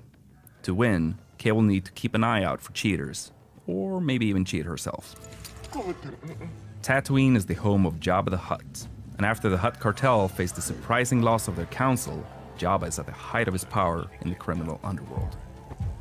Following the destruction of the Death Star, the Empire has increased their presence on Tatooine, but everybody knows it's Jabba's domain. The other syndicates stick to the shadows. K-Speeder is an S57 Cardinal, a multi-terrain speeder bike that's perfect for explorers. This speeder is both reliable and moddable, and Kay can call it from afar using a control module to give her and Nix a chance to rest their feet. Imperial shuttles are a dead giveaway that there's some Imperial activity nearby. Sometimes that might add further risk, but in other cases, it can be a great opportunity for a scoundrel. Some Jawas on Tatooine travel around in sandcrawlers, offering trade deals for whoever happens to be nearby. The sandcrawlers were originally built for mining operations, but were co-opted by the Jawas as a way to hold and transport salvage. These flyhorn lizards can be found all around Tatooine's deserts. The lizards use their tails and horns to catch condensation and smaller insects while keeping cool by hiding in the sand. Some moisture farmers use the lizards as an indication of their yield.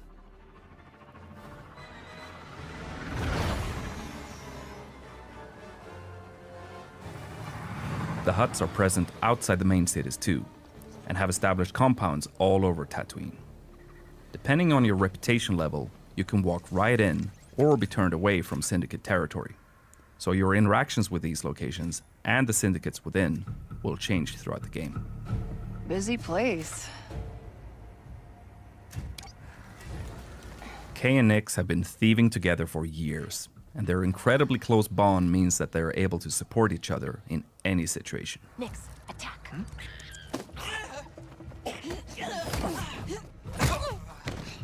Good job, buddy.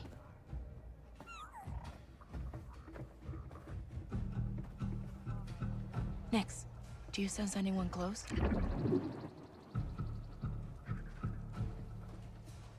Sutta.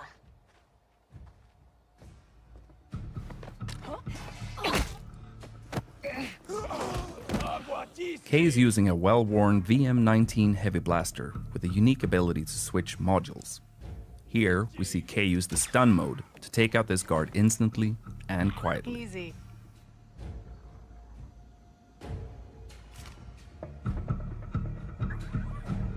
Alright, let's see what we have here. This is Kay's data spike, which she can use for picking locks. When not in use, she conceals it by wearing it as a hairpin. Wait, Quint?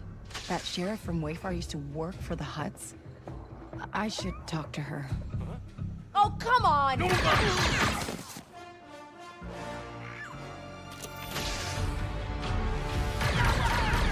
These enforcer droids are widely used by syndicates as cheap and expendable firepower. They are very dangerous, but Kay can use her blaster's ion module to disrupt them, as we see here.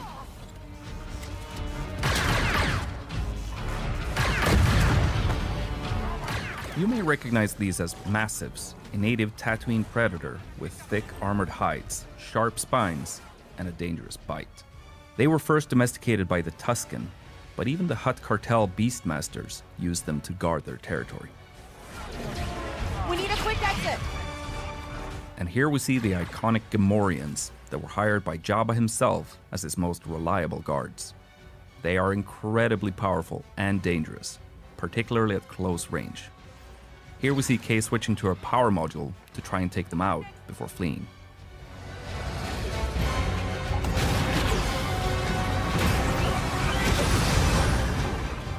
Tatooine will feature its iconic twin suns, and you'll be able to witness some beautiful sunrises and sunsets on your journey across the desert planet. Next to the sheriff's office, we see some banthas, which are typically domesticated herd animals used for their milk, meat, leather, and transport. Banthas are omnivores and can sustain energy without food or water for long stretches of time. We see Kay arriving at Wayfar Station, where moisture farmers come to sell water, socialize, and buy equipment. Tatooine is known to be filled with outlaws preying on these farmers, which is why we see a stacked bounty board on the wall to the sheriff's office. Eagle-eyed viewers may even spot Kay's picture on the board. You again. Sheriff Quint is a Weequay and former pirate who had a lot of success due to her gunslinger skills. She eventually turned away from her old lifestyle and towards the law, using her skills to help the people of Wayfar. Quint is one of the experts in our game, so Kay can agree to help her out, and in exchange, Quint will help Kay develop her skills with the blaster. You want to die first? Fine by me. This is another look at Toshara, the new Savannah moon created in collaboration between Massive Entertainment and Lucasfilm Games. The strong winds on the moon wear down the naturally occurring amberine. This can create ramps for Kay and Nix to take advantage of on the speeder. Here we get another glimpse of the lush, dense jungle planet of Akiva, which has been fully realized visually for the first time. Akiva has a very interesting history, and that's something we were excited to explore with Kay and Nyx. Kay grew up brawling in cantinas and sneaking around as a thief, so she can hold her own in combat. We even see her take down a death trooper with an electroshock prod. And here, we see a range of alien species being brought together by Sabak. This includes a Galushan, a Zabrak, and Trandoshan. You'll encounter a range of different species scattered across the Outer Rim.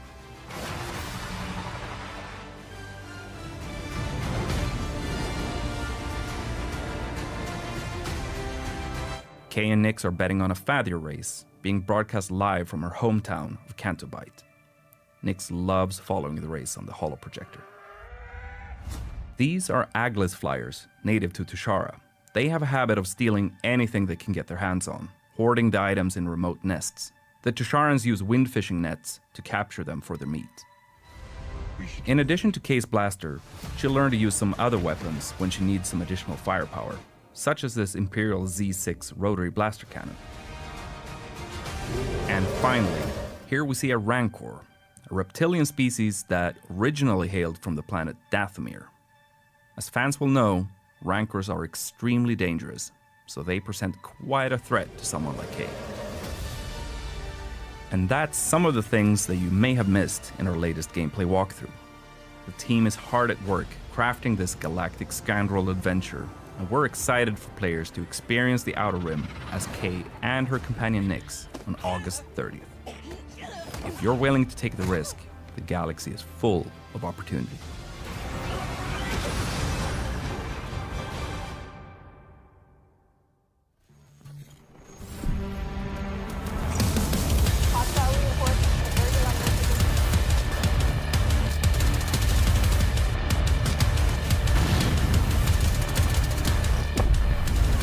As we're wrapping up year 5, we want to thank you for your continuous support. During this year, we brought you Project Resolve, a revamp of Project Rewards, a significant boost to global events replayability, various PvP improvements, a major gear balancing pass, as well as almost 2,000 bug fixes. These major changes laid the foundation for exciting updates coming with Year 6 and even more thrilling developments ahead. We are just getting started. Year 6 is a year of transformation as we prepare the game for even more content. In Year 6, The Division 2 will feature 3 seasons. Each of them will bring fundamental changes to the endgame and our seasonal model, enhancing the game's accessibility and engagement to new heights. The first season, titled First Rogue, is set to begin on June 11th. Keener is alive. Come find me. Keener is alive and has come to Washington, D.C. to meet with us. However, as is always the case with Keener, the road to finding him is paved with dangers, and his true intentions remain unclear. What do you believe, Agent?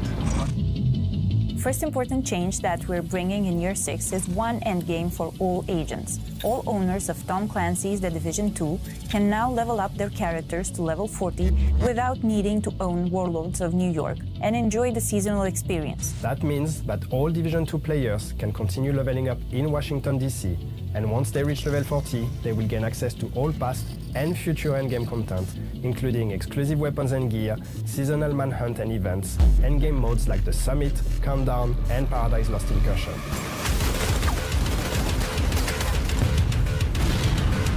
We need the Division. To expedite players' access to the endgame, we're introducing a new progression system to offer you more ways to advance and customize your gameplay experience. Seasons 2.0. With Seasons 2.0, we'll bring a fresh twist to the experience, seasonal characters. By creating a season-specific character, you'll be able to experiment with new builds, modifiers, and mechanics affecting both agents and enemies, getting a unique experience every season. We streamlined the progression to ensure a rewarding journey both for new players and veterans, without requiring extensive playtime to reach level 40. Expect weekly updates filled with fresh activities, improved progression, and rebalanced XP gain, all within an immersive narrative that unfolds through Year 6.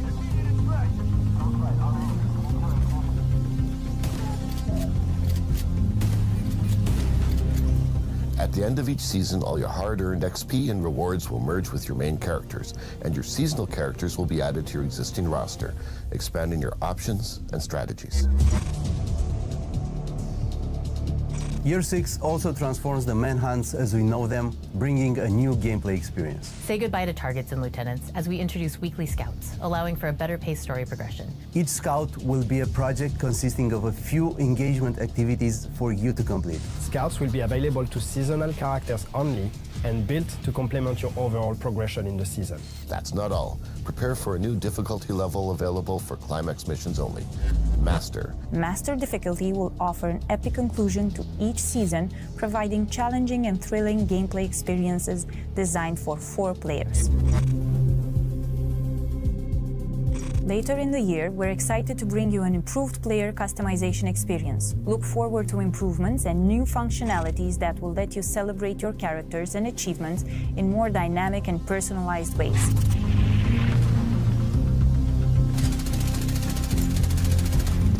Year 6 will culminate in the new story DLC, which will return players to the place where it all began, Brooklyn, New York. Join the Division in the upcoming season and watch the story unfold. We can't wait for you to see what's next.